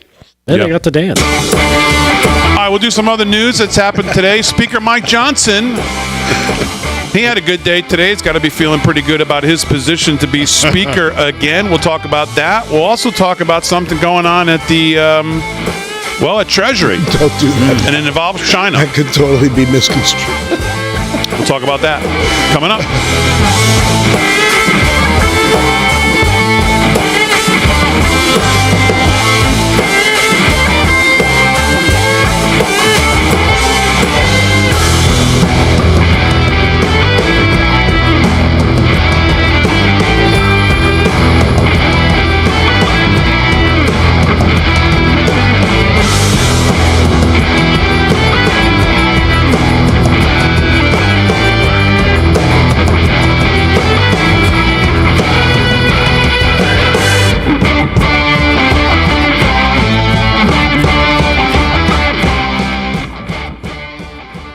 That's interesting about what you said about Long Island and Nassau Coliseum. I wasn't sure what was behind all that, how real that was. It was very real. Wasn't real. The police called looking for video. Wow. You didn't have a Joey Buttafuoco sighting, did you, while you were there? And they were looking for that area and the 24 hours prior up to, I guess, a certain time. Wow. Just so much that we don't know. We don't know. Do you know when the service is off at Charles Dolan? I don't. I was on with Tom today. They didn't have everything firm. Were you at Mrs. Dolan's? I didn't go. Hey, Fran. Tom's? Yeah. How many reads does Damon have today? Unbelievable. He's got. Oh, I was just going to say, his last reads of the year. That's a warm way about He's him. got 2. I already have them up in front of me. Wow. That's All right. amazing. You get to deal with them. They're really good people. On it. Pat too, right? Pat's a good guy. The daughter was kind of a handful, right? Yeah. Yeah. I don't want to say anything bad about it. You know, it's tough to follow in the footsteps of a guy like that. And But they Tom sold seems Cablevision to. for $17.5 billion. My mother. Oh. Yeah, Tom and I had a bunch of emails this morning because, I was trying to tell him, all these articles are about your dad today, but, he was your father. He was your dad. It wasn't like any of these other things. I do feel like what the one thing that bothers me about Jim Dolan is that I feel like he's besmirched Charles' legacy of great, because Jim is a mouth. Jim has been a rich, spoiled, snooty prick. He's doesn't like. I hate that he had such a visual. He just said, Mr. Dolan, Charles Dolan, was so great. You see this with Helen Dolan was so great. iconic business people like that, and then when you meet the kids, they all don't follow that, but there's always one that's like what you just described. They think they created it all. Yeah. Their arrogance. That sense of entitlement. They're But they didn't. That Lucky Sperm Club. They didn't think any of this stuff up. Exactly. He invented. What Jimmy's done decent. The Sphere, I have to say, I was there when they were building it. Through that whole Nobody thing. watches anymore. It's We'll never get game changing. Yeah. It's amazing. Yeah. Send This could be Delgado his and Slick legacy. some pictures of it, would you, Vin? That's the closest they're going to get to it. To what? What's that? The Sphere. The Sphere.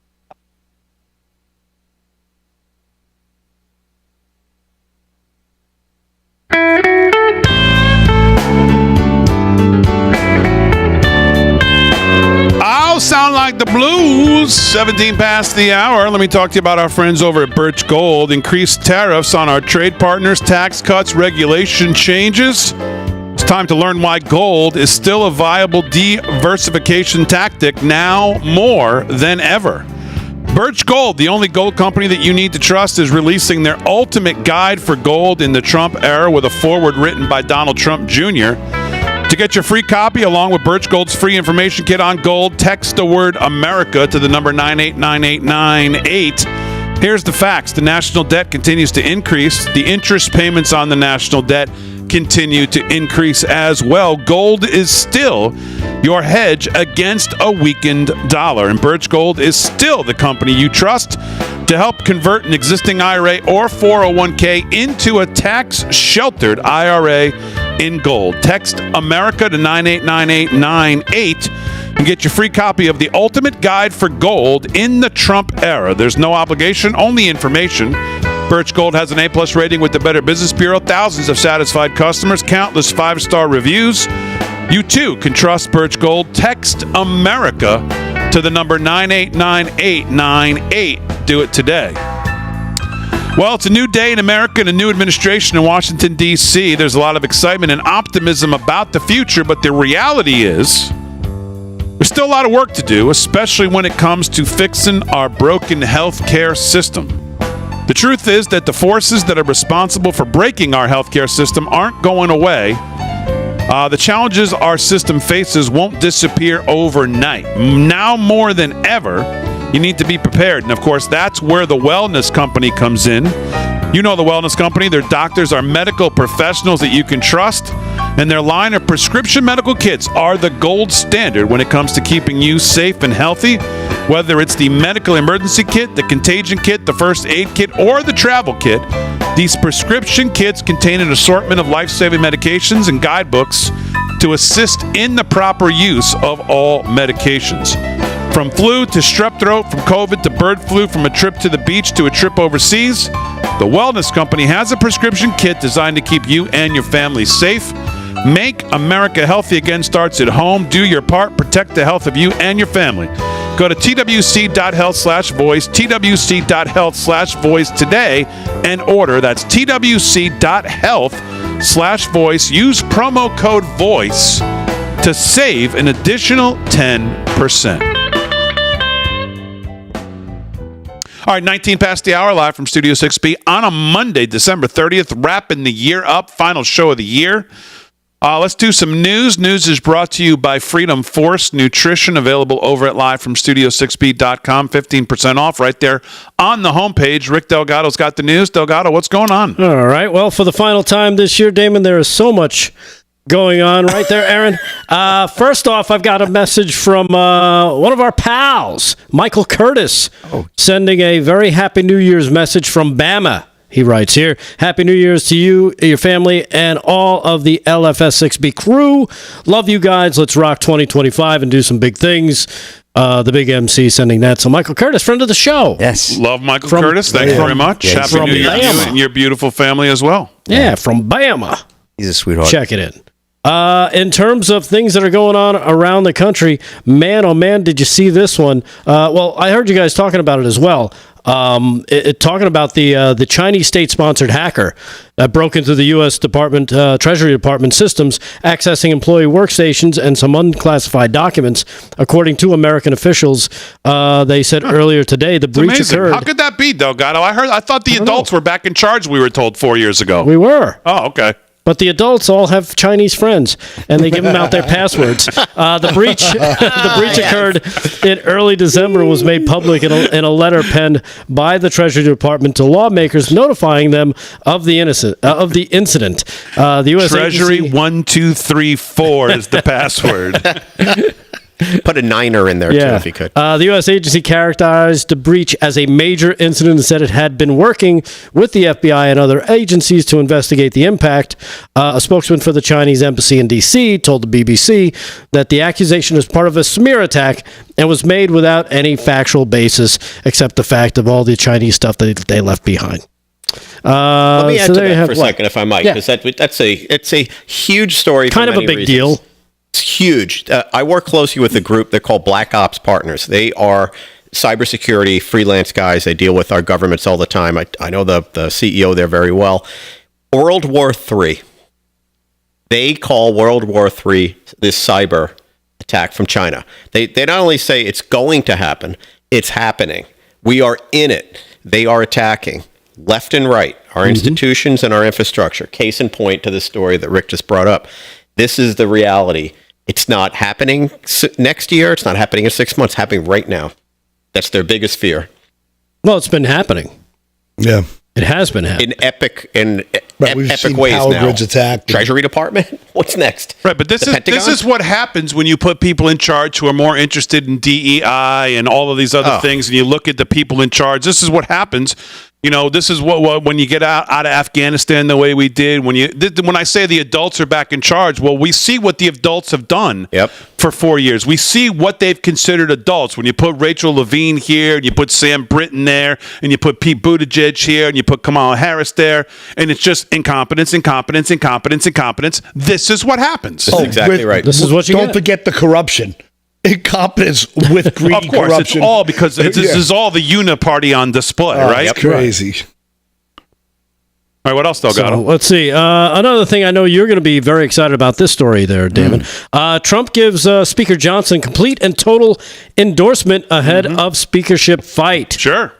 I believe like you. The fourth time. I think you retwixted this today too, did you? Well, yeah, but I mean. Oh boy. Yeah. The story is President-elect Donald Trump gave his complete and total endorsement of Mike Johnson ahead of the next month's expected fight to hold on to House speakership. He said, and I quote, "The American people need immediate relief from all the destructive policies of the last administration. Speaker Mike Johnson is good, hardworking, and a religious man," he wrote on Truth Social. "He will do the right thing, and we will continue to win. Mike has my complete and total endorsement for MAGA." So there you have it. Trump championing the GOP as a party of common sense and included a warning to Republicans. "We ran a flawless campaign, have spent far less with lots of money left over. They ran a very expensive sinking ship, embracing DOJ and FBI weaponization against their political opponent, me, but it didn't work. it was a disaster, Trump wrote, adding, let's not blow this great opportunity, which we have been given. So there you have it, Trump coming out in support of Speaker Johnson for the time being. What does that mean for the time being? I think it's for the time being. I think he needs him. How many years now has he run? How many times has he run cover for him? I don't get it. He's only been as we've been screaming about him. As this is what I love. He's only been all day Speaker today for about a year. Okay, so what? 4 times he's run cover for him in 4 different terrible deals he's done. Whether it's money to, whether it's debt ceiling stuff, whether it's money to Ukraine, whether it's giving up on this, no backbone on that. How many times?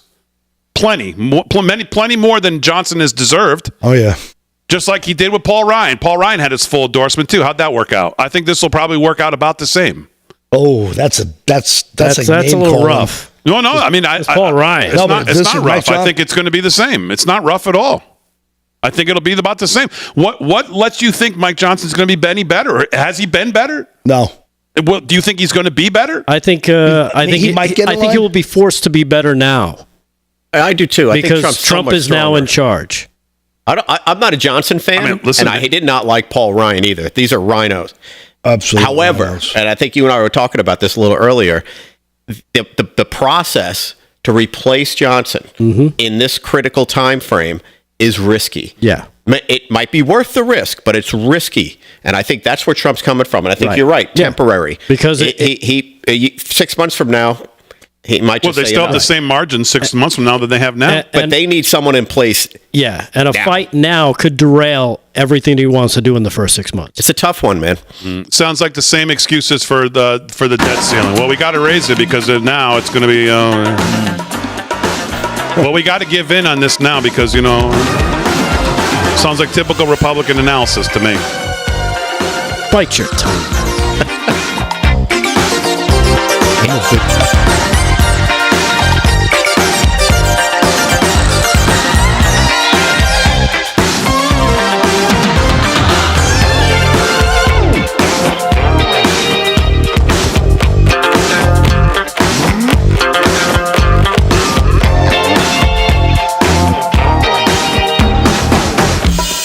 Carries it.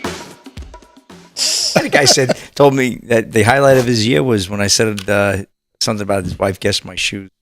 Wife Norma. The best part is the loudest people who've been hammering Johnson for weeks, months. This guy's got to go. Ba ba beep ba ba ba. Today Trump endorses him, and those people go, well. Yeah, it's not really what I would want, but let's go save America now with Mike Johnson. It's like what? If he was terrible 4 weeks ago, 8 weeks ago, 7 weeks ago, 4 weeks ago, guess what? He's still terrible today. He's just endorsed terrible. He's still terrible. I think Trump has just painted Johnson into a corner. I know it's always 4D chess. About that 4D chess. No. I'm just saying because he wrote he will do the right thing and we will continue to win. And so now he's like, well, if he's not going to do that, then I'm going to come out after him. And I'm sure he'll be able to garner poppycock. He'll be able to get whoever he wants to be the next speaker if this doesn't go well. Yeah, I don't agree at all. Can I just ask you how? The margins aren't going to change. How does he get him in 6 months that he can't get speaker now? What changes? What do you think will happen if they wanted to bring in a new speaker? In 6 months, let's say this Johnson is still doing the same old stuff. He's arguing for more money for Ukraine, loans you don't have to pay back, all the stuff that Trump green-lighted.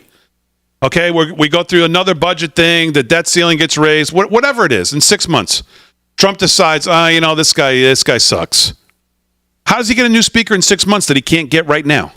Well, that's my question. Do you think he could get a new speaker right now? Do you think the Republican Party, just from what we've seen historically here over the last couple of years, can they come together and elect someone? They didn't do a good job of it when Johnson got in. It was a pretty bad scene. If they can, if I had confidence that they could, I'd be like 100%. Yeah. But I don't have confidence they can. I think that it'll be a real shit show. Right, but that's reason enough to hold on to this guy? It's a fair point. I totally get it. You don't want to lose her, but you're risking a process that holds everything up, or forcing through a bunch of stuff right now because you can. That's the quagmire. That's the trade-off. It is the trade-off. It's not a great trade-off, but if the Republicans have their act together, who's to say that margin's going to hold? We don't know what's going to come in the next 6 months of people starting to get exposed for what they've done. Whoever on the House side or the Senate side all of a sudden decides, hey, the heat's getting turned up. I got to step aside here.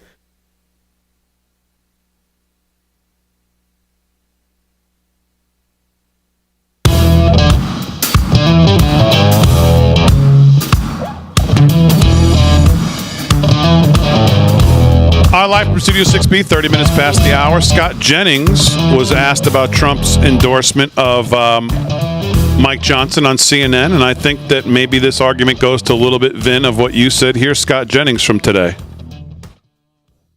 Having to survive something when we have an obvious option here. Mike Johnson has done a good job. Look, anytime the numbers are this close, it's going to be a very difficult job, and there are things that aren't going to go smoothly every single time, and we just have to accept that. Johnson's done a good job. The president trusts him. The president won the election, and a lot of Republicans won because of Donald Trump and the agenda he put forward. So what Donald Trump is saying is, get me a speaker that I trust and that I can work with so we can begin to pass my agenda. That ought to be a good enough reason for any member of the House Republican Conference. We've got a very closely divided House. The only way to move anything forward here is to have teamwork, to stick together. Republicans need to start that process with the speaker's vote. he said the last thing he said has been on my mind all day, and that is we can't divide MAGA over these things. We can debate and we can disagree, like the Elon Musk comments or the Ramaswamy's comments or even this.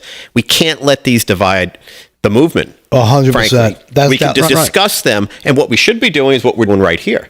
There's different points of view, and you know what? There's no right or wrong answer here. There's legitimate concerns all across the board. However, we all won. This movement won. We can't divide the movement by it. What do you think the left's going to try and do? Yeah, well, the left is going to continue to divide and conquer at every level they can. Anytime there's an argument, anytime there's a controversy, anytime there's a slight disagreement. They jumped on the Musk thing and Ramaswamy. I mean, they went crazy over that. Without a doubt. And that's their game plan. That's what they will pounce on. That's what they're going to use at every level. And the thing that needs to be remembered by MAGA, by this new Republican Party, because none of us want to call ourselves the Republican Party anymore. Exactly. Because that party is dead. Yeah. That Cheney, Bush, Romney, Nikki Haley, all those types of people, they're gone. That's over. We have to stick together on the fundamentals that more than one thing can be true at a time. More than one thing can be false at a time. There could be it's not a linear way of thinking. This is a much bigger subject, and this is way more at stake right now than I don't like this subtlety in this moment. We have to be way more rational and open to dialogue and discussion and thoughts, because every subject is so nuanced. We cannot, for a second, let that, and there are, by the way, there are some real grifters in the Republican alternative media who will prey on the clickbait in an effort to kind of froth up their algorithm, So you got to be aware of it. We have to, as a group, just we got to rise above it. I mean, the one thing the Dems have always done well is if you stray, you're out. You're done. You're baked. We have to debate and discuss and try and rise above it, as opposed to the way the Dems do it, which is where they eat their own. Yeah, without a doubt, we have to be the party of open ideas, open discussion, open dialogue. It has to be that. And, if there's a lot of truth to Musk censoring people on the, on the new platform, that can't happen. No matter how bad I disagree with it, I don't want any censorship whatsoever. I don't believe it anyhow. I don't believe it either. I don't believe it because his whole premise is just I don't believe it either. Free speech. Yeah, because there's supposedly a lot of chatter on the left side in the blue sky and all those echo chambers. All those echo chambers will rally the troops that there was all kinds of censorship. Right. Well, they believe that because that's what they've been told. With getting back to Johnson real quick, and again, I think Trump has painted Johnson into a corner, because now Johnson is only there because of Trump. He can take him out like that. There's a big difference with Paul Ryan, too. And now Johnson is like, I like this job. I want to keep it. I'm gonna do what I have to do to keep it. Right. This is his career making gig if he does what he's supposed to do. Like he said, and I'm quoting Trump, he will do the right thing and we will continue to win. That I think paints Johnson into a corner. And now, like Damon was saying, I think in the break, you had all these people like, oh my goodness, with Johnson, blah, blah, blah. And all of a sudden Trump comes out with this and they're like, well, I guess it's okay now. That's right. How much power he has. And Johnson, I think, realizes he quieted down those guys. He can take me out and he can get somebody else for them to go along with too. Yeah. So I think this puts Trump in a better position, believe it or not, having Johnson in there as somebody that Johnson needs Trump. So Trump you think he could leverage him? I think so, yeah. Okay. And it's all about leverage, right? With these guys in politics, it's all about what can I do for you, what can you do for me, and let's get this done. It was just the opposite with Paul Ryan. When he got in, he needed Ryan. Right. And Ryan was a rhino. Ryan lied to him. Ryan screwed him. He screwed all of us. He did. By the way. He did. In this case, it's just apples and oranges. Yeah. As much as Damon's right about Johnson, like how many things this guy did were boneheaded. I mean, I just can't disagree can't disagree more with everything that's being said. And I'm glad we're having the discussion, but I just couldn't disagree more. If that's the positions we're taking on everything, so if Trump moves, let's say, on immigration, that all green cards this is what I'm 100% for, raise the caps. We're all just going to be like, well, okay, it's not perfect, but now Trump wants it, so we're just all on board? No. I don't think that's what we're saying Johnson's at all. doing a good job all of a sudden? Johnson's I don't think that's what we said at all. No, I don't think anyone's saying he's doing a good job. That we think he could be leveraged into doing a good job. I'm not necessarily referring to us on the panel. I'm saying I've seen it all day long today on socials. Yeah, fair enough. Oh well, it's okay. Johnson's not really he's not MAGA, but let's just go. They hated him. Now it's okay. I mean, that's what if you do that on him, you'll do that on anything. Well, I do not like this pick at all. I can't stand any rhino because to me they're worse than the left. At least the left, we know they're our enemy. These guys are, Benedict Arnold's, in our own team. So they're subversive animals, and I can't stand them. The rhinos are the reason the Uniparty is so strong. That's right.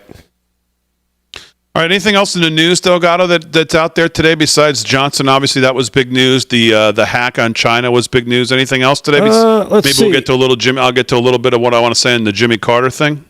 Well, why don't you jump to Jimmy Carter? There is one thing that I held over. About the Panama Canal thing. Well, yeah, go ahead, Paul. You wanted to talk about that. Yeah. We've talked about it a little bit, but I'd love to hear what's on your mind when it comes to that. Well, for me, how anytime a president like Carter can just in his wonderful act of benevolence, because he doesn't want to show America is tyrannical or hegemonic. It's to me, that was so frivolous and so irresponsible. It was one of the greatest failures of presidents in the history of this country. What did we lose? 26,000 Americans to malaria and accidents, and then 38,000 people die in the making of that? And to give that strategic landmass up is so unbelievably irresponsible. The amount of money we spend every year to maintain it, the amount of protection that my tax dollar goes to that should be a money-making machine for this country and give us absolute dominance in the global trade market. There's no question about that. That would be like giving up Boardwalk in Park Place because you don't like the color blue. The left seems to do these lack of visionary, boneheaded moves. That's one of them. When Bill Clinton acquiesced to North Korea, now they have nukes. When Obama acquiesced to Iran, now they're a big problem. They don't see down the lane at all. And in this case, we built that thing. We lost people. And by the way, we fix it. Yeah, we still subsidize the thing. Right. And then who's taking it over? Yeah, China. Now China has got their armed guards guarding that can't happen. Can't happen. That cannot happen. That should be, how expensive it is to go to Staten Island? It should be that expensive to cut through the Panama Canal. Damn Verrazano Bridge. So since Brooklyn obviously, with a cover charge. Yeah, since the former president obviously passed away, what I've noticed in the last 24 hours is I think what's going to be a prep run for how the media will try to portray Biden in the coming years. And the way they've tried to portray Jimmy Carter. And I've seen a lot of it until I came across Philip Klein's analysis of Jimmy Carter. entitled "Jimmy Carter was a terrible president," which I think everybody agrees. No, to. nobody refutes that. I mean, the only person who loves him is Biden. Is Biden because keeps him out of the conversation as the guaranteed worst president ever. Jimmy Carter was a terrible president and an even worse former president, Phil Klein says. And that's the part that I think people are missing. He says the truth is historians have not been nearly harsh enough on Jimmy Carter. The narrative surrounding the legacy of Carter is that he's a president. He was a victim of unlucky timing that impeded him politically, but that he excelled during his post-presidential career.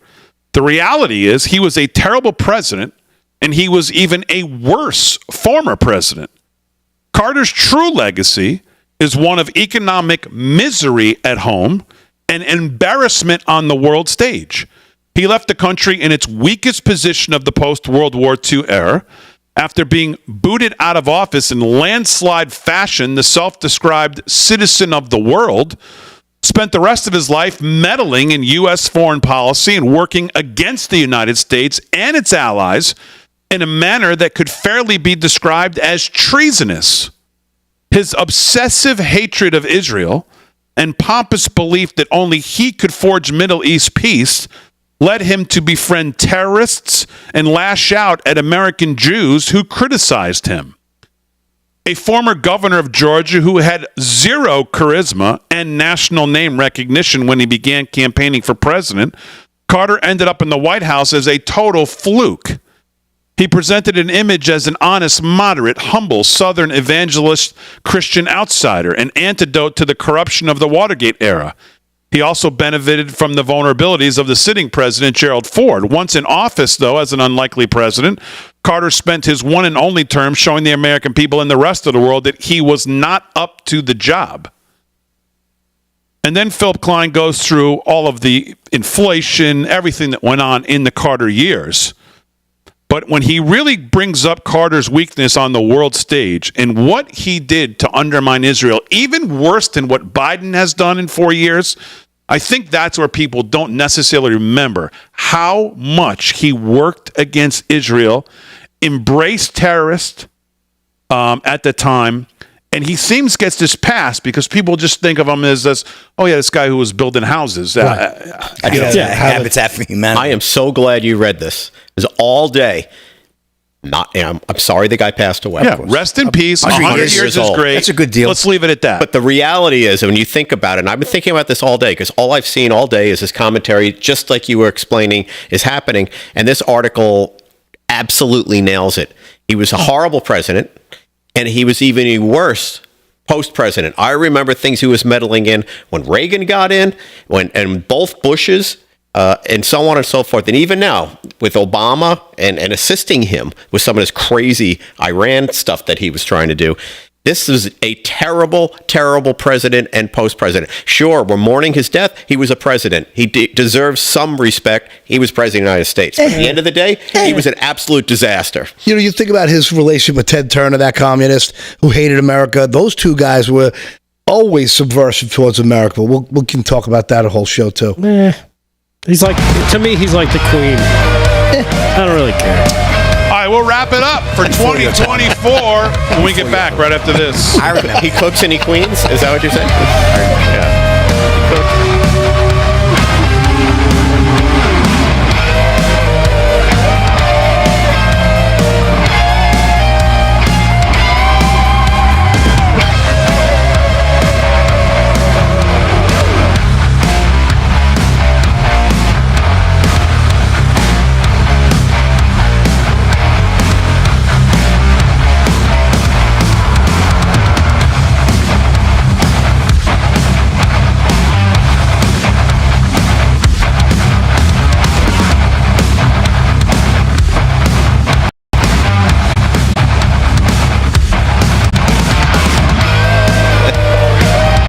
I thought he was such a clown with so much of the horrible deals he had done, but I didn't want to be the harsh guy talking ill of the dead. I didn't want to be that person. He's terrible. That's all right. I'll do it. And Joe Biden. That's why I got my man Delgado here. He'll do my dirty work. They're not going to remember Joe Biden well.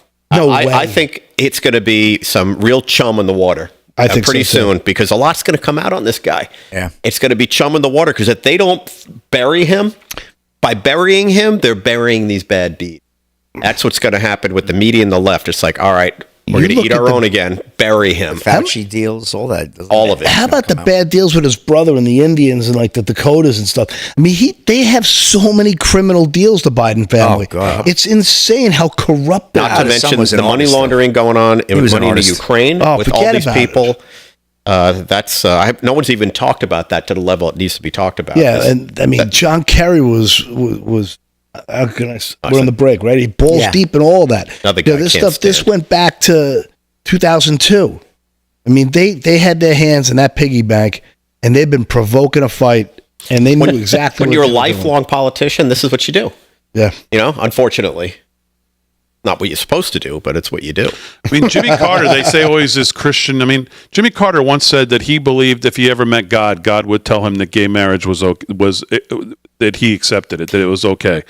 I mean, he was all in on the abortion position of the Democrats today, but even back then. I mean, this idea that alone, that alone is like any man of God, who wants death is not a man of God. Yeah. No matter what, no matter how you slice it. Yep. And you want to talk about women's rights? The Taliban just announced they're taking the women. They're going to tear the women down again right now. I mean, they're screwed. That's what all this abortion thing, they center it around. There's nothing to do with that. Maybe a little to do with it. I hope people speak like this. This is a great article. I can just give you the Monday Night Football update, and let me just see if there's a quick story. There was a quick story. I want to be able to everybody. Oh, no, I'll just give a wrap up. Because FBI issues warnings about South American burglary. I like the show in this format where we're just kind of discussing stuff together and just thinking out. This is fun. It flies like this. So, yeah. Think I got time to play this John Rich, Nancy Pelosi story? Oh, yeah. She's always good news. Mike Francesa. I don't know what time. How much time do you need? 2 minutes. Mike Francesa. Yeah. Okay. Got in trouble. 2:22 is the clip. Yeah.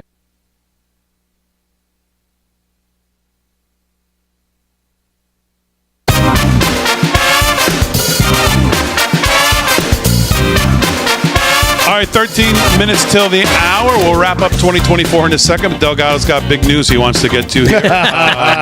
Breaking news with John Rich and Nancy Pelosi. What is it, Delgado? It was a story that I plugged last Friday, and people said, please play it on Monday. Okay. So here I am. Here we go. I'm living up to my part of the deal. Here is the story from John Rich, country singer John Rich, about the time he met Nancy Pelosi and the discussion that they had at a party in L.A. Here's cut number 2. Check this out for yourself. So I have a story about Nancy Pelosi asking me about guns in the backyard in Beverly Hills. Really? I'd like to hear it. Absolutely. I know, right? That got even that got your attention. Yeah. Let's hear it. So I'm back there. I got invited to sing at Tony Bennett's 85th birthday party.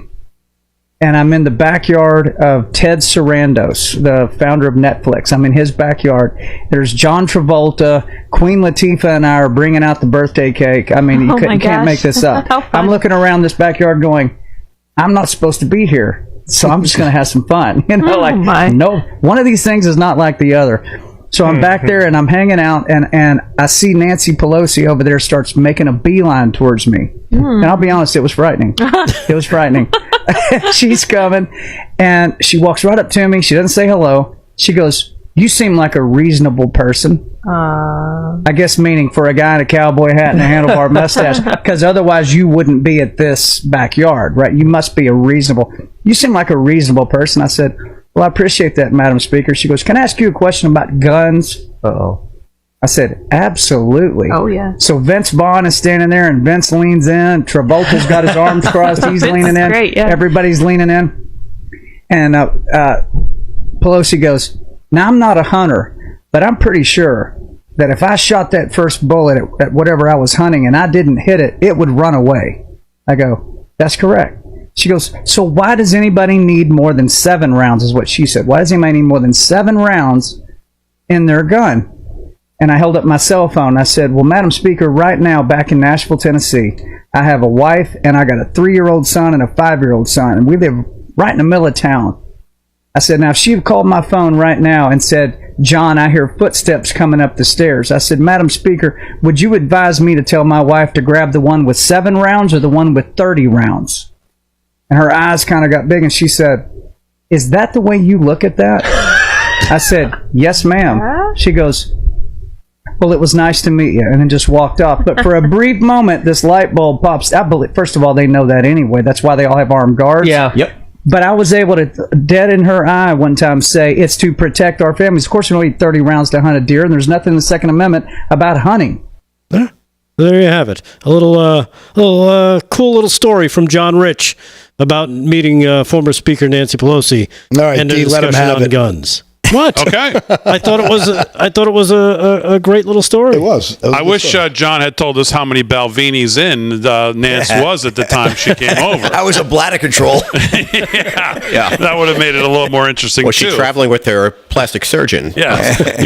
Did she get Plastic Botox surgeon. shots there? She brings like a tape and spackle guy. Like she's filling her face. She brings a body guy. Yeah, She's not We kidding. got Botox shots over here. Anybody? Vinnie Mac, anything? What's been on your radar here? Anything quickly you want to touch on before we wrap it up? I heard today about this correspondent on CBS talking about, well, we really should have been tougher, and Yeah, they're all out there trying to Right. get on the right side of they're history. talking about that the Biden, we should have looked into it deeper and deeper, and I'm like, whoa, wait a second, you should have been looking into Obama deeper. You Yep. should have been looking into Hillary deeper. You should have been looking into Harris deeper, and you should have been looking into Biden deeper. It doesn't just show up now that this guy's been shown to be a complete nincompoop, not mentally capable, and all of a sudden you're saying we should have investigated it more. You didn't investigate Obama at all. At all. He got a complete pass, and he had a horrible, very, very corrupt background if you look at the stuff this guy was involved in. Hillary, enough said. She is a complete train wreck of corruption and other stuff. Harris, I mean, they gave everybody a pass. Don't tell me now that you're going to start looking into Biden, that you're upset we didn't look into him anymore. She basically showcased the flaw of the whole system of the left. So that was bugging me because nobody's talking about that. It's just, well, yeah, we should have looked at it. We should have, was cognitively there. Yeah, we should have looked into that. Yeah, really? Where were you when Obama was around? Yeah. Hanging out with terrorists, hanging out with radicals, all this stuff. And then the list goes on. So, yeah. Back of a limo with crack. Yeah. All right, a couple minutes left here in the show, last show of 2024. We will have a special on the next 2 nights at 8 p.m. Actually, tomorrow night, we may be covering live on the network what's going on down in Mar-a-Lago, some New Year's Eve events as well. So keep an eye out for that. But we will have a special on as well, whether you see it tomorrow night or Wednesday. Kind of recap the whole year. But Slick, I'll give you first crack here as we think back. We talked a little bit about what we look back on 24, but what are you most excited about going into 25? Oh, without a doubt, what everybody's most excited about, seeing President Trump take over, or I should say, take back what was rightfully his, the White House, where he belongs, and leading this country. It's going to take a little time. I don't expect it to change in 3 months or 6 months. The economy is going to boom and all. It'd be nice, but realistically, within a year and a half, I think we're going to realize we're in a whole different game, a whole different world. That's what I'm looking forward to. All of us are in business. We do business, and we need that, Big D. We need that shot in the arm. So what else could you look forward to more than President Trump getting inaugurated? I totally agree. Mr. Nolan? So I guess you guys kind of covered all the things that I agree with. So I'm going to take a different direction. I'm concerned about the false flag attacks that are going to come after Trump. I'm concerned about things along the lines of the next bird flu, the next pandemic, the next gigantic attack on American soil. I'm concerned about how the globalists and that machine that's been in play for 100 years now, that's not going to give up on one world government, one world currency. They're not going to give up on full domination and full draconian control over the masses. I'm also concerned on my Twitter page. I put an article up there about we are in the age of depopulation and how we're at a net zero in terms of population growth, which is devastating for this world. I mean, we've seen a lot of horrible things come down the pike in the last 30 years, especially. And I'm concerned that these people, these animals who want every dollar of our sweat, our labor, our family, every piece of property, all the oxygen we breathe, we are just parasites on their globe, and they want to eradicate us. So Since you guys cover all the optimistic stuff, I'll go with the. I'm going to keep my eye out for the animal. And by the way, Trump. Add Trump's safety, personal safety into that as well, even for January 20th. Very concerned about that day with what's been going on with drones and very I'll be concerned. I know you will. Delgado, anything last thoughts here? Add to that the strange fog that we've been seeing, Paul. Fog across the world, as a matter of fact. Not only here in New York, Minnesota, UK, in the Dutch, the British, the Polish airports, everybody suffering from fog at the same time. A little strange. He's in a fog. Brain fog. Maybe. Add brain fog to that, too. I'm just throwing that out there. Between chair 2 and 2. Ethel. What? I'm just throwing it out there. Okay. Just want to make sure. I feel like I need to put one of those infomercial disclaimers out there. The views of Delgado do not necessarily review the flows of Graham Side effects include curling up. I thought we were pals. That's brought to you by Reynolds Wrap. All right. The one thing I do want to look forward to are the prosecutions. U.S. Attorney Matthew Graves resigned today before Trump takes office. Why? Oh, I don't know. Maybe to hire his own attorney because maybe he sees something coming. Yep. So let's hope for that. I agree with that. Vinnie Mac? Oh boy, I don't know what to add from everything that these guys added, but I'm looking forward to a very optimistic, positive change to our country. Simple as that.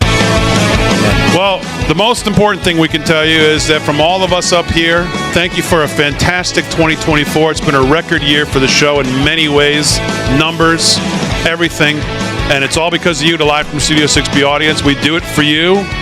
We couldn't do it without you.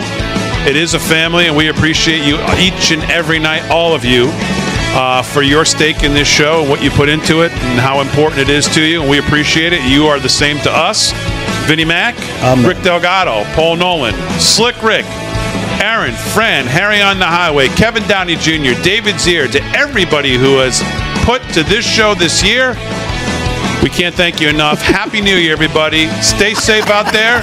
We will see you on Thursday to wrap up the week. Enjoy the next 2 nights. We'll see you then, live from Studio 6B. I love it.